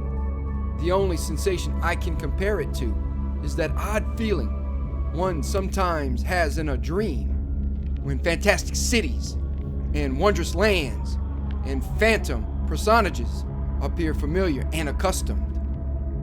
Bellairs nodded and glanced aimlessly round the room, possibly in search of something on which to turn the conversation. His eyes fell on an old chest somewhat like that in which the artist's strange legacy lay hid beneath a Gothic scutcheon. Have you written to the doctor about poor Merrick? He asked. Yes, I wrote asking for full particulars as to his illness and death. I don't expect to have an answer for another 3 weeks or a month. I thought I might as well inquire whether Merrick knew an Englishwoman named Herbert, and if so, whether the doctor could give me any information about her. But it's very possible that Merrick fell in with her at New York or Mexico or San Francisco. I have no idea as to the extent or direction of his travels. Yes, and it's very possible that the woman may have more than one name. Exactly. I wish I had thought of asking you to lend me the portrait of her which you possess. I might have enclosed it in my letter to Dr. Matthews. So you might. That never occurred to me. We might send it now. Hark! What are those boys calling? While the two men had been talking together, a confused noise of shouting had been gradually growing louder. The noise rose from the eastward and swelled down Piccadilly, drawing nearer and nearer, a very torrent of sound surging up streets, usually quiet, and making every window a frame for a face, curious or excited. The cries and voices came echoing up the silent street where Bellairs lived, growing more distinct as they advanced, and as Bellairs spoke, an answer rang up from the pavement. "The West End Horrors! Another awful suicide! Full details!" Austin rushed down the stairs and bought a paper and read out the paragraph to Bellairs. As the uproar in the street rose and fell, the window was open and the air seemed full of noise and terror. "Another gentleman has fallen a victim to the terrible epidemic of suicide which for the last month has prevailed in the West End. Mr. Sidney Croshaw of Stoke House, Fulham, and King's Pomeroy, Devon, was found after a prolonged search hanging dead from the branch of a tree in his garden at 1 o'clock today.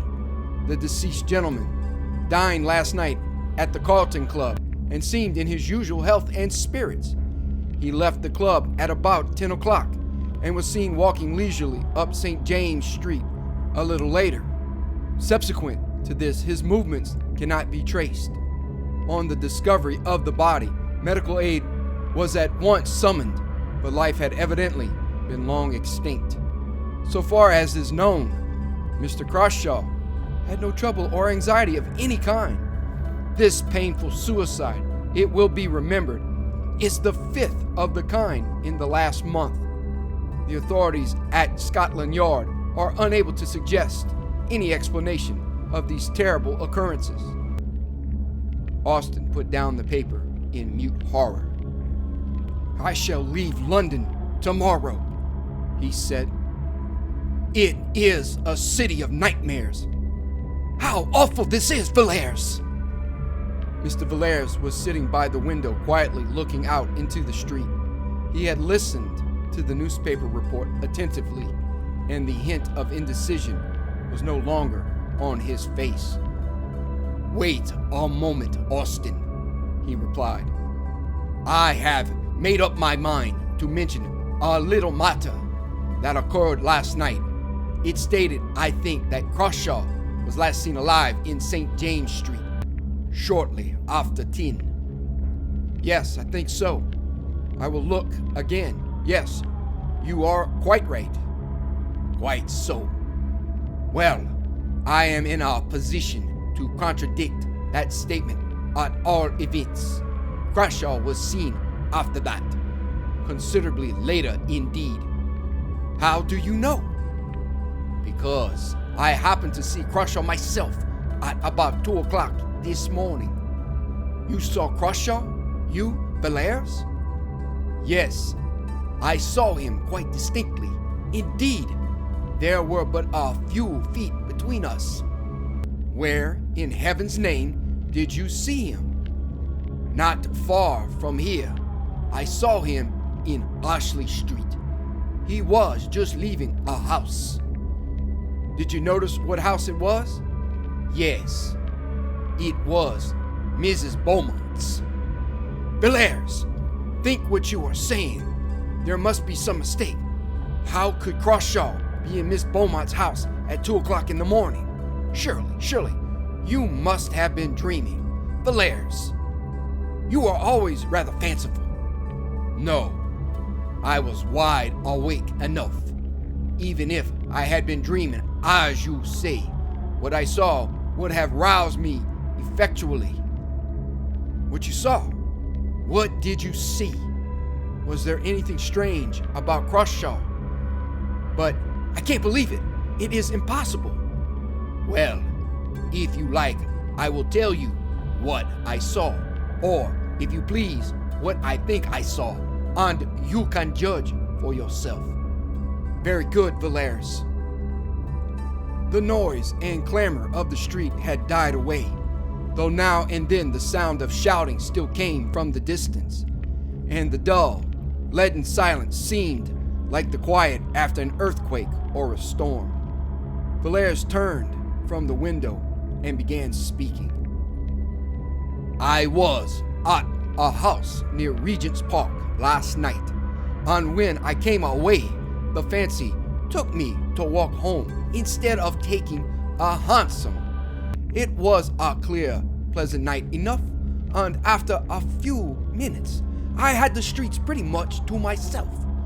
It's a curious thing, Austin, to be alone in London at night. The gas lamps stretching away in perspective, and the dead silence, and then perhaps the rush and clatter of a hansom on the stones, and the fire starting up under the horse's hooves. I walked along pretty briskly, for I was feeling a little tired of being out in the night, and as the clocks were striking 2, I turned down Ashley Street, which, you know, is on my way. It was quieter than ever there, and the lamps were fewer altogether. It looked as dark and gloomy as a forest in winter. I had done about half the length of the street when I heard a door closed very softly, and naturally I looked up to see who was abroad like myself at such an hour. As it happens, there is a street lamp close to the house in question, and I saw a man standing on the step. He had just shut the door, and his face was towards me, and I recognized Crashaw directly. I never knew him to speak to, but I had often seen him, and I am positive that I was not mistaken in my mind. I looked into his face for a moment, and then, I will confess the truth, I set off at a good run and kept it up till I was within my own door. Why? Why? Because it made my blood run cold to see that man's face. I could never have supposed that such an infernal medley of passions could have glared out of any human eyes. I almost fainted as I looked. I knew I had looked into the eyes of a lost soul, Austin. The man's outward form remained, but all hell was within it. Furious lust and hate that was like fire, and the loss of all hope and horror that seemed to shriek aloud to the night, though his teeth were shut, and the utter blackness of despair. I am sure that he did not see me. He saw nothing that you or I can't see. But what he saw, I hope we never shall. I do not know when he died. I suppose in an hour, or perhaps two, when I passed down Ashley Street and heard the closing door. That man no longer belonged to this world. It was a devil's face I looked upon. There was an interval of silence in the room when Valère ceased speaking. The light was failing, and all the tumult of an hour ago was quite hushed. Austin had bent his head at the close of the story, and his hand covered his eyes. "What can it mean?" he said at length. "Who knows, Austin? Who knows? It's a black business, but I think we had better keep it to ourselves, for the present at any rate.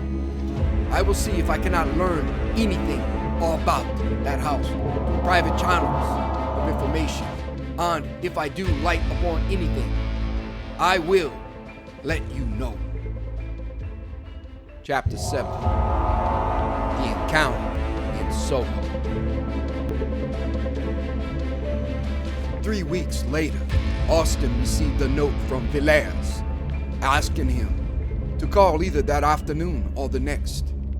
He chose the nearer date and found Valère sitting as usual by the window, apparently lost in meditation on the drowsy traffic of the street. There was a bamboo table by his side, a fantastic thing, enriched with gilding and queer painted scenes, and on it lay a little pile of papers arranged, undocketed as neatly as anything in Mr. Clark's office. "Well, Valère, have you made any discoveries in the last 3 weeks?" "I think so. I have here 1 or 2 memoranda which struck me as singular, and there is a statement to which I shall call your attention." "And these documents relate to Mrs. Beaumont? It was really Crawshaw whom you saw that night standing on the doorstep of the house in Ashley Street?" "As to that matter, my belief remains unchanged, but neither my inquiries nor their results have any special relation to Crawshaw. But my investigations have had a strange issue. I have found out who Mrs. Beaumont is." "Who is she? In what way do you mean?" "I mean that you and I know her better under another name." "What name is that?" "Herbert." "Herbert?" Austin repeated the word, dazed with astonishment. "Yes, Mrs. Herbert of Paul Street, Helen Vaughan of earlier adventures unknown to me. You had reason to recognize the expression of her face. When you go home, look at the face in Merrick's Book of Horrors, and you will know the source of your recollection." "And you have proof of this?" "Yes, the best of proof. I have seen Mrs. Beaumont, or shall we say Mrs. Herbert." "Where did you see her?" "Hardly in a place where you would expect to see a lady who lives in Ashley Street, Piccadilly. I saw her entering our house in one of the meanest and most disreputable streets in Soho. In fact, I had made an appointment, though not with her, and she was precise to both time and place." "All this seems very wonderful, but I cannot call it incredible. You must remember, Valère, that I have seen this woman in the ordinary adventure of London society, talking and laughing and sipping her coffee in a commonplace drawing room with commonplace people. But you know what you are saying." "I do. I have not allowed myself to be led by surmises or fancies. It was with no thought of finding Helen Vaughan that I searched for Mrs. Beaumont in the dark waters of the life of London, but such has been the issue. You must have been in strange places, Velaz. Yes, I have been in very strange places. It would have been useless, you know, to go to Ashley Street and ask Mrs. Beaumont to give me a short sketch of her previous history. No, assuming, as I had to assume, that her record was not of the cleanest, it would be pretty certain that at some previous time she must have moved in circles not quite so refined as her present ones. If you see mud at the top of a stream, you may be sure that it was once at the bottom. I went to the bottom. I have always been fond of diving into Queer Street for my amusement, and I found my knowledge of that locality and its inhabitants very useful. It is, perhaps, needless to say that my friends had never heard the name of Beaumont, and as I had never seen the lady and was quite unable to describe her, I had to set to work in an indirect way. The people there know me. I have been able to do some of them a service now and again, so they made no difficulty about giving their information. They were aware I had no communication, direct or indirect, with Scotland Yard. I had to cast out a good many lines, though, before I got what I wanted, and when I landed the fish, I did not for a moment suppose it was my fish, but I listened to what I was told out of a constitutional liking for useless information, and I found myself in possession of a very curious story, though, as I imagined, not the story I was looking for. It was to this effect. Some 5 or 6 years ago, a woman named Raymond suddenly made her appearance in the neighborhood to which I am referring.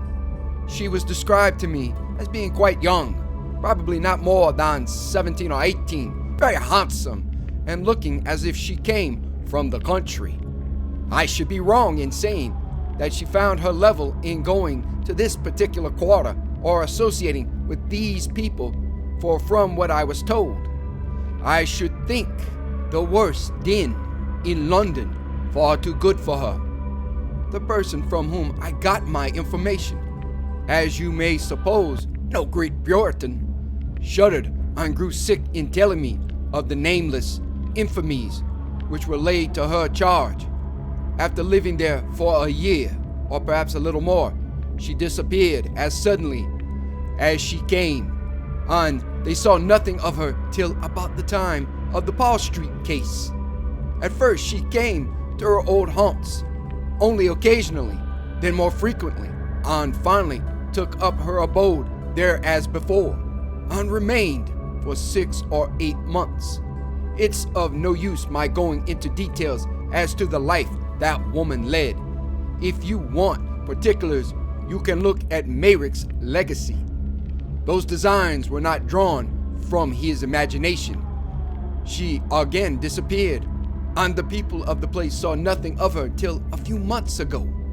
My informant told me that she had taken some rooms in a house, which he pointed out, and these rooms she was in the habit of visiting 2 or 3 times a week, and always at 10 in the morning. I was led to expect that one of these visits would be paid on a certain day, about a week ago, and I accordingly managed to be on the lookout in company with my cicerone at a 9:45, and the hour and the lady came with equal punctuality. My friend and I were standing under an archway a little way back from the street, but she saw us and gave me a glance that I shall be long in forgetting. That look was quite enough for me. I knew Miss Raymond to be Mrs. Herbert. As for Mrs. Beaumont, she had quite gone out of my head. She went into the house, and I watched it till 4 o'clock when she came out, and then I followed her.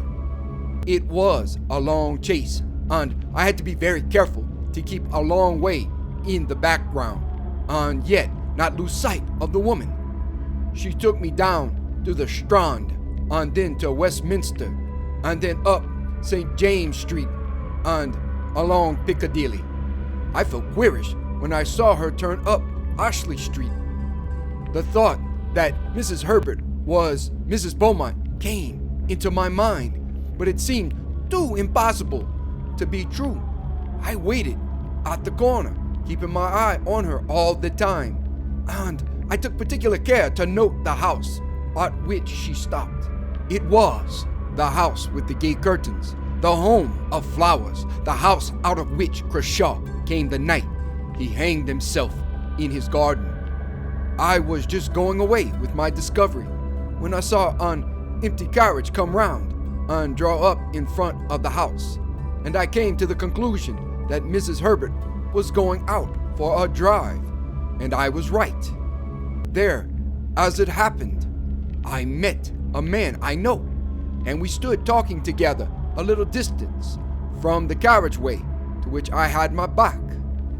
We had not been there for 10 minutes when my friend took off his hat, and I glanced round and saw the lady I had been following all day. "Who is that?" I said, and his answer was, "Mrs. Beaumont lives in Ashley Street." Of course, there could be no doubt after that. I don't know whether she saw me, but I don't think she did. I went home at once, and on consideration, I thought that I had a sufficiently good case with which to go to Clark. Why to Clark? Because I am sure that Clark is in possession of facts about this woman, facts of which I know nothing. Well, what then? Mr. Villers leaned back in his chair and looked reflectively at Austin for a moment before he answered. "My idea was that Clark and I should call on Mrs. Beaumont." You would never go into such a house as that. No, Villers, you cannot do it. Besides, consider, what result? I will tell you soon, but I was going to say that my information does not end here. It has been completed in an extraordinary manner. Look at this neat little packet of manuscript. It is paginated, you see, and I have indulged in the civil coquetry of a ribbon of red tape. It has almost a legal air, hasn't it? Run your eye over it, Austin. It is on account of the entertainment Mrs. Beaumont provided for her choicer guest. The man who wrote this escaped with his life, but I do not think he will live many years. The doctors tell him he must have sustained some severe shock to the nerves. Austin took the manuscript, but never read it.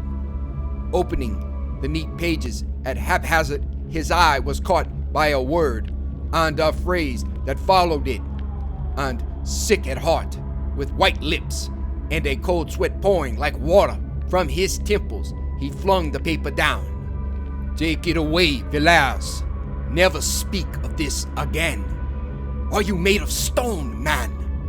Why, the dread and horror of death itself, the thoughts of the man who stands in the keen morning air on the black platform bound, the bell tolling in his ears, and waits for the harsh rattle of the bolt, are as nothing compared to this. I will not read it. I should never sleep again." Very good. I can fancy what you saw. Yes, it is horrible enough, but after all, it is an old story, an old mystery played in our day, and in dim London streets instead of amidst the vineyards and the olive gardens. We know what happened to those who chanced to meet the great god Pan, and those who are wise know that all symbols are symbols of something, not of nothing. it was indeed an exquisite symbol beneath which men long ago veiled their knowledge of the most awful, most secret forces which lie at the heart of all things. Forces before which the souls of men must wither and die and blacken as their bodies blacken under the electric current. Such forces cannot be named, cannot be spoken, cannot be imagined, except under a veil and a symbol to the most of us appearing a quaint, poetic fancy, to some a foolish tale. But you and I, at all events, have known something of the terror that may dwell in the secret place of life, manifested under human flesh, that which is without form, taken to itself a form. Oh, Austin, how can it be? How is it that the very sunlight does not turn to blackness before this thing? The hard earth melt and boil beneath such a burden. The lass was pacing up and down the room, and the beads of sweat stood out on his forehead. Austin sat silent for a while, but Villiers saw him make a sign upon his breast. I say again, Villiers, you will surely never enter such a house as that. You will never pass out alive. Yes, Austin, I shall go out alive, I and Clark with me. What do you mean? You cannot. You would not dare. Wait a moment. The air was very pleasant and fresh this morning. There was a breeze blowing even through this dull street, and I thought I would take a walk. Piccadilly stretched before me, a clear, bright vista, and the sun flashed on the carriages and on the quivering leaves in the park. It was a joyous morning, and men and women looked at the sky and smiled as they went about their work or their pleasure, and the wind blew as blithely as upon the meadows and the scented gorse.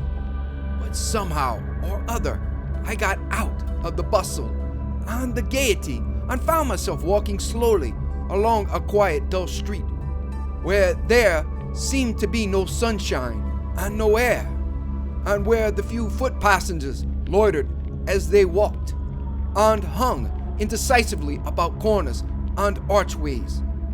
I walked along, hardly knowing where I was going or what I did there, but feeling impelled, as one sometimes is, to explore still further, with a vague idea of reaching some unknown goal.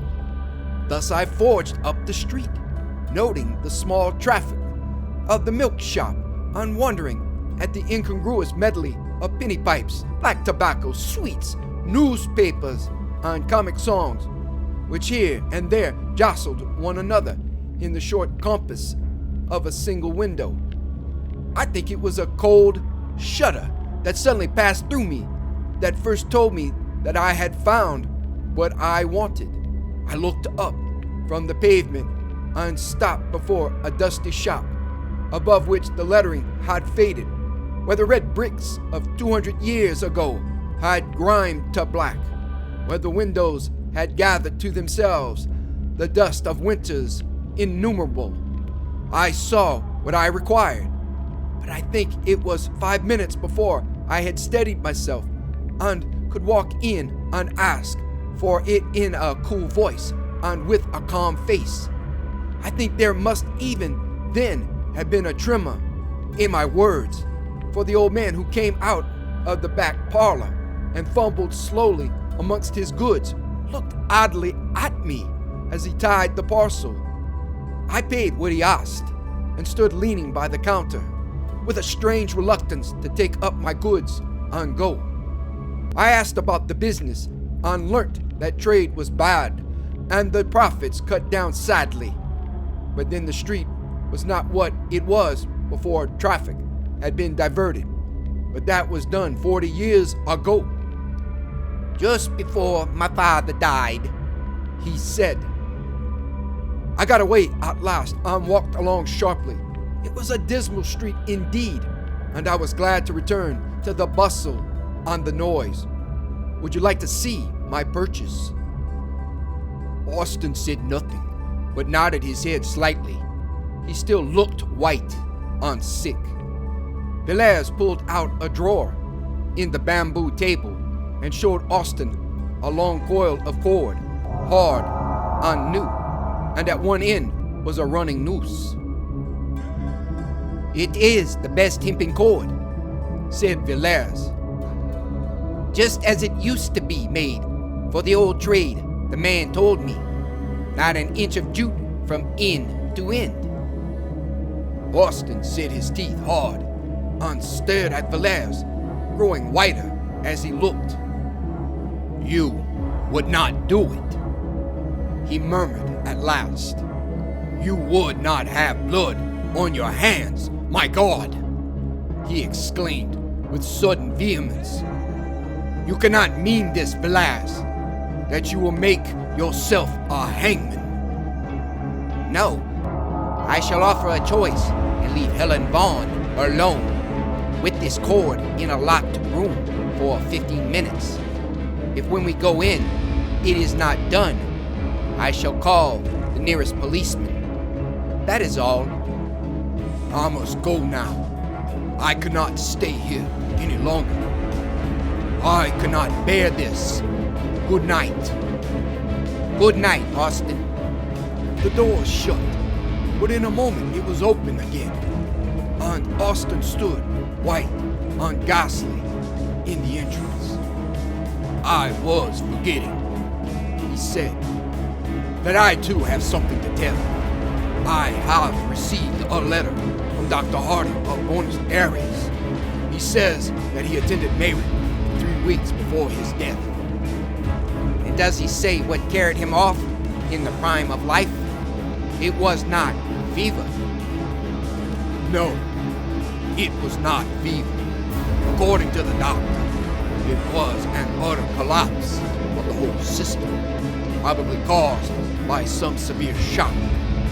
But he states that the patient would tell him nothing, and that he was consequently at some disadvantage in treating the case." "Is there anything more?" "Yes.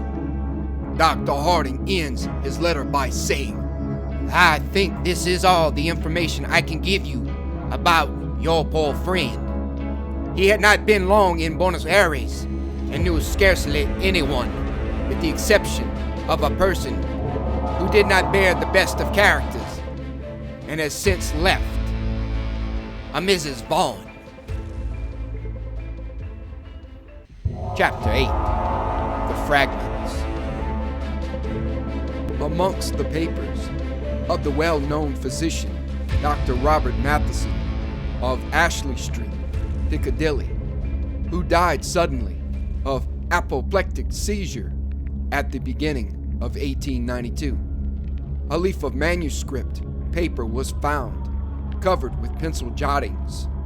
These notes were in Latin, much abbreviated, and had evidently been made in great haste. The manuscript was only deciphered with difficulty, and some words have up to the present time evaded all the efforts of the expert employed. The date, 25th July 1888, is written on the right-hand corner of the manuscript. The following is a translation of Dr. Matheson's manuscript. Whether science would benefit by these brief notes, if they could be published, I do not know, but rather doubt. But certainly I shall never take the responsibility of publishing or divulging one word of what is here written, not only on account of my oath given freely to those two persons who were present, but also because the details are too abominable.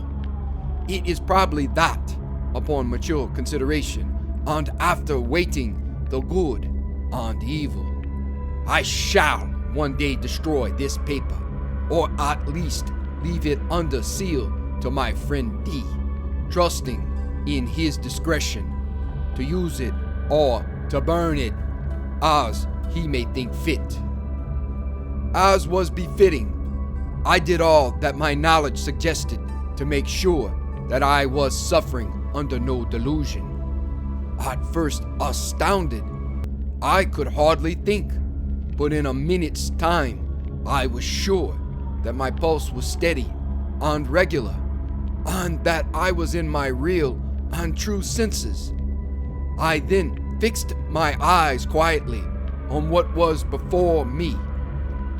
Though horror and revolting nausea rose up within me, and an odor of corruption choked my breath, I remained firm.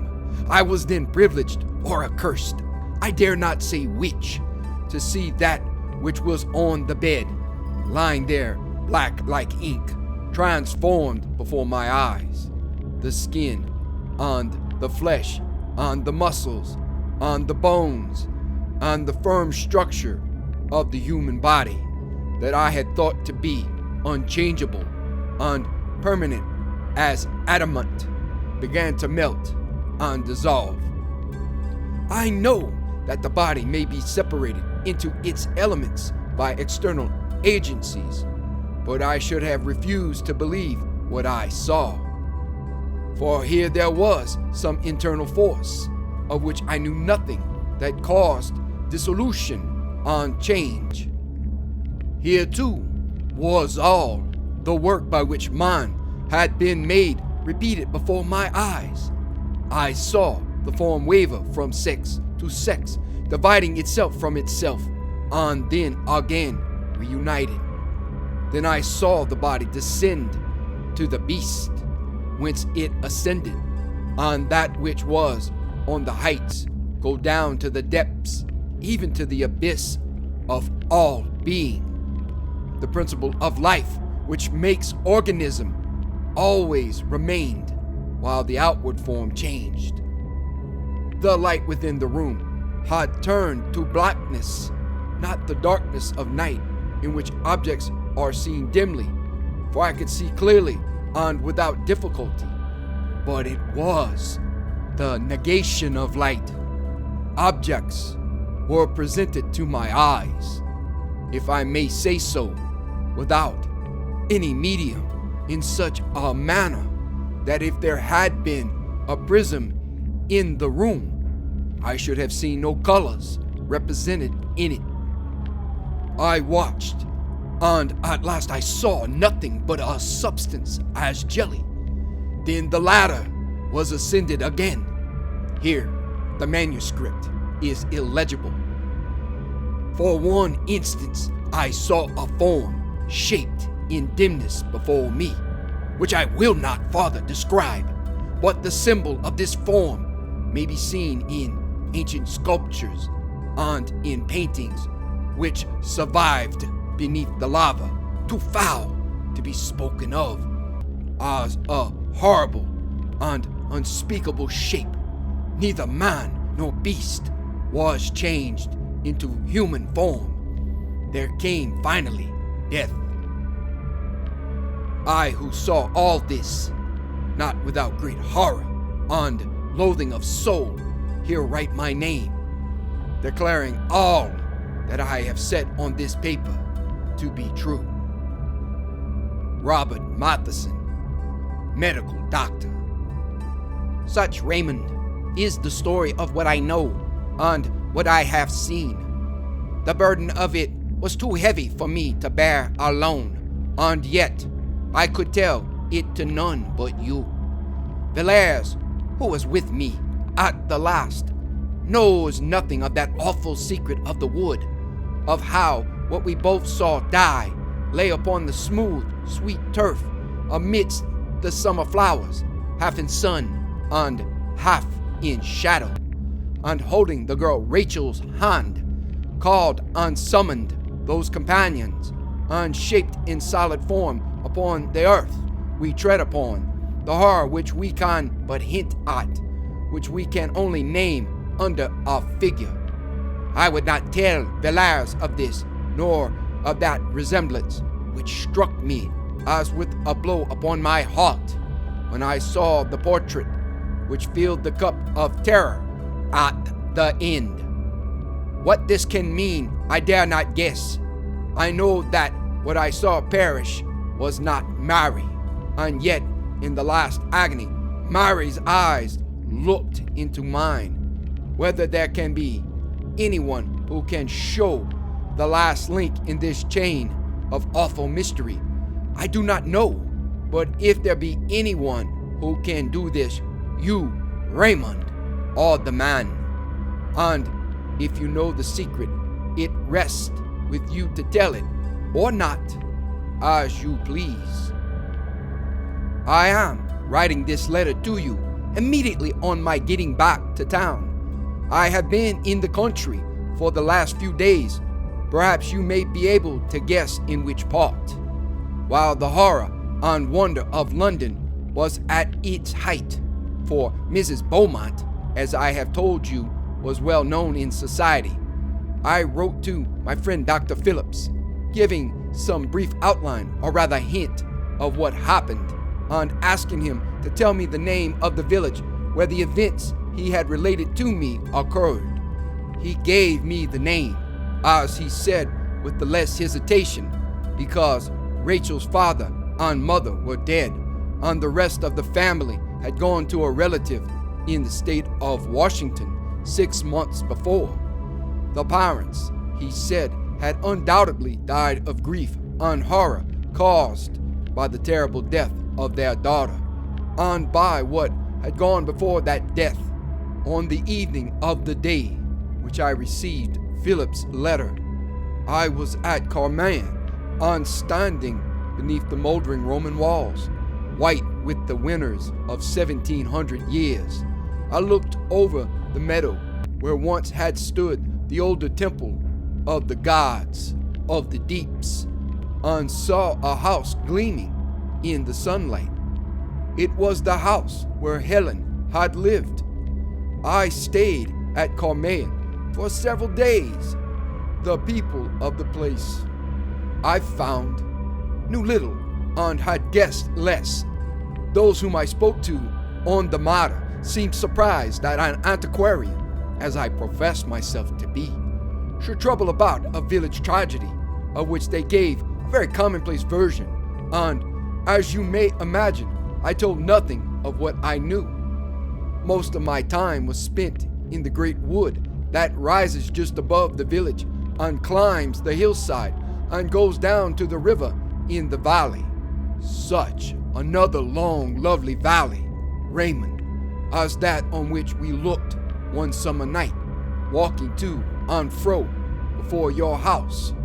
For many an hour I strayed through the maze of the forest, turning now to right and now to left, pacing slowly down long alleys of undergrowth, shadowy and chill, even under the midday sun, and halting beneath great oaks, lying on the short turf of a clearing where the faint, sweet scent of wild roses came to me on the wind, and mixed with the heavy perfume of the elder, whose mingled odor is like the odor of the room of the dead, a vapor of incense and corruption.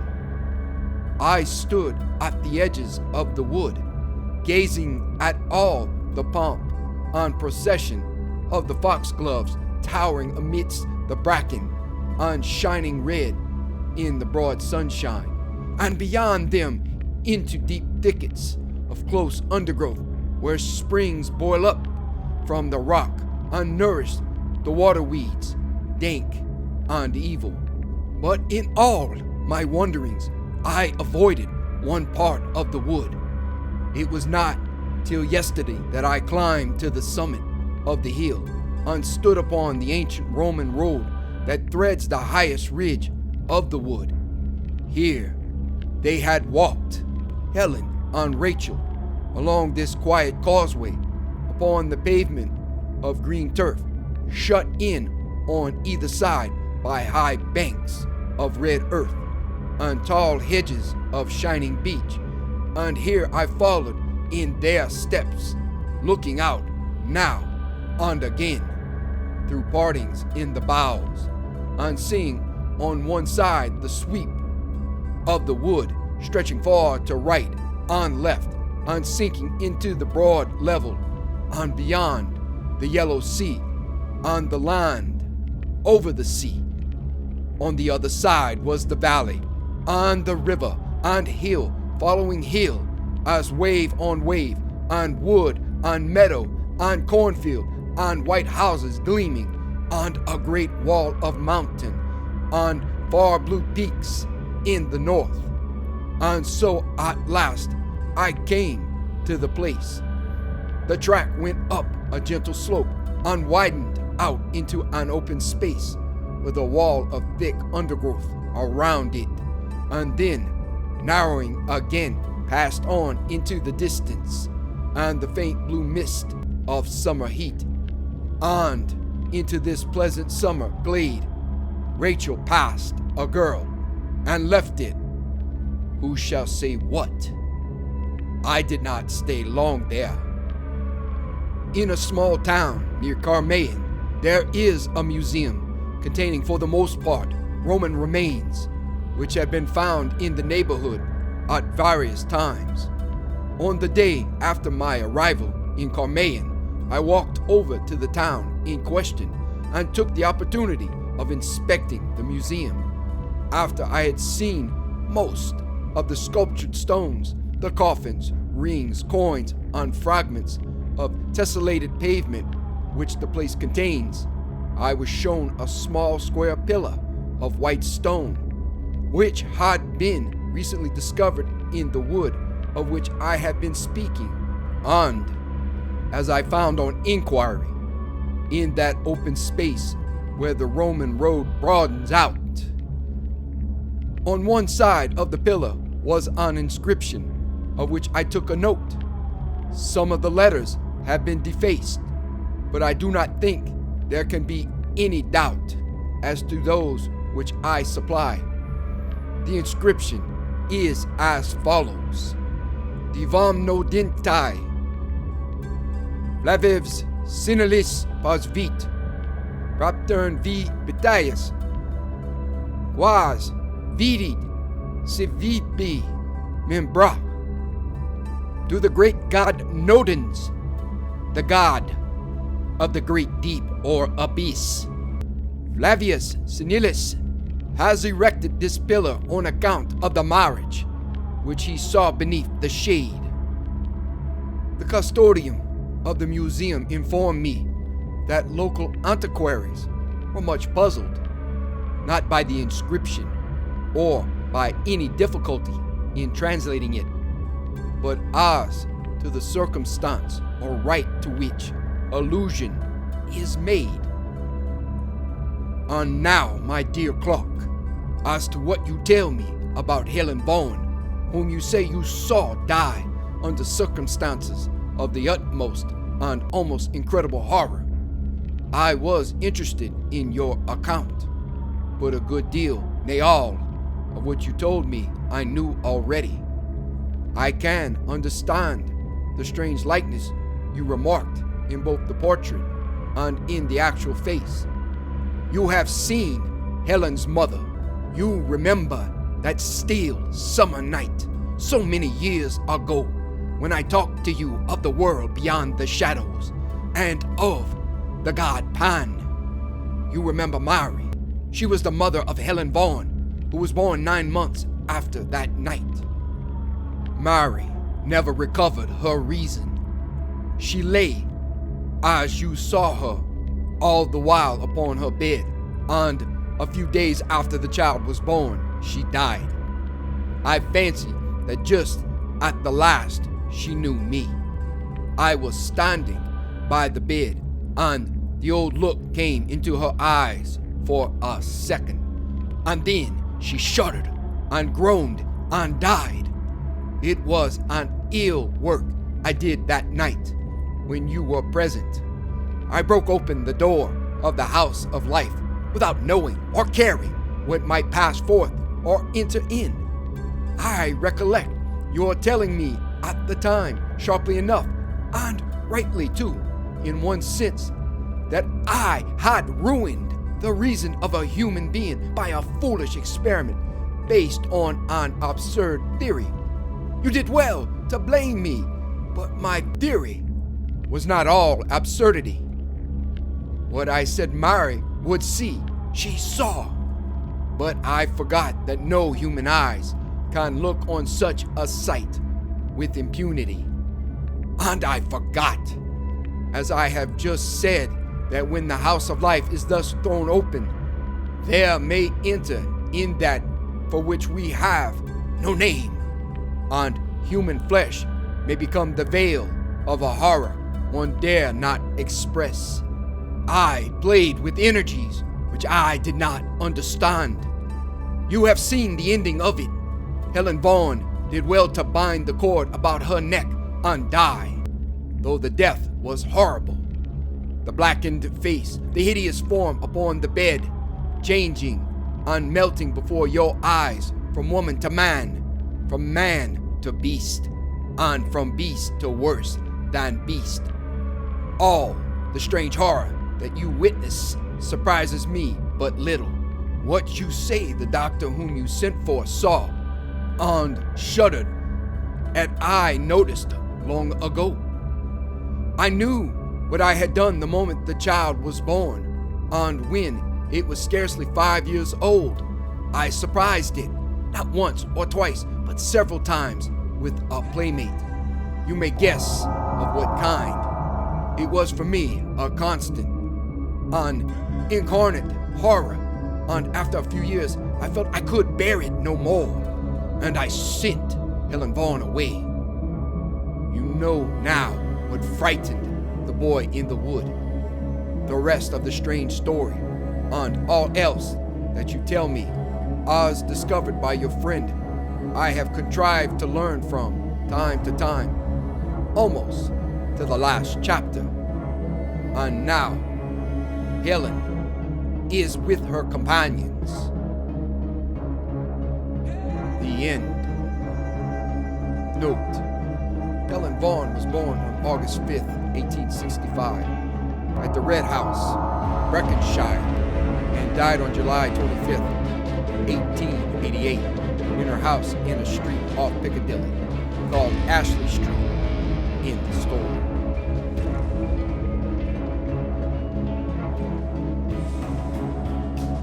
Thank you for listening. Have a great night.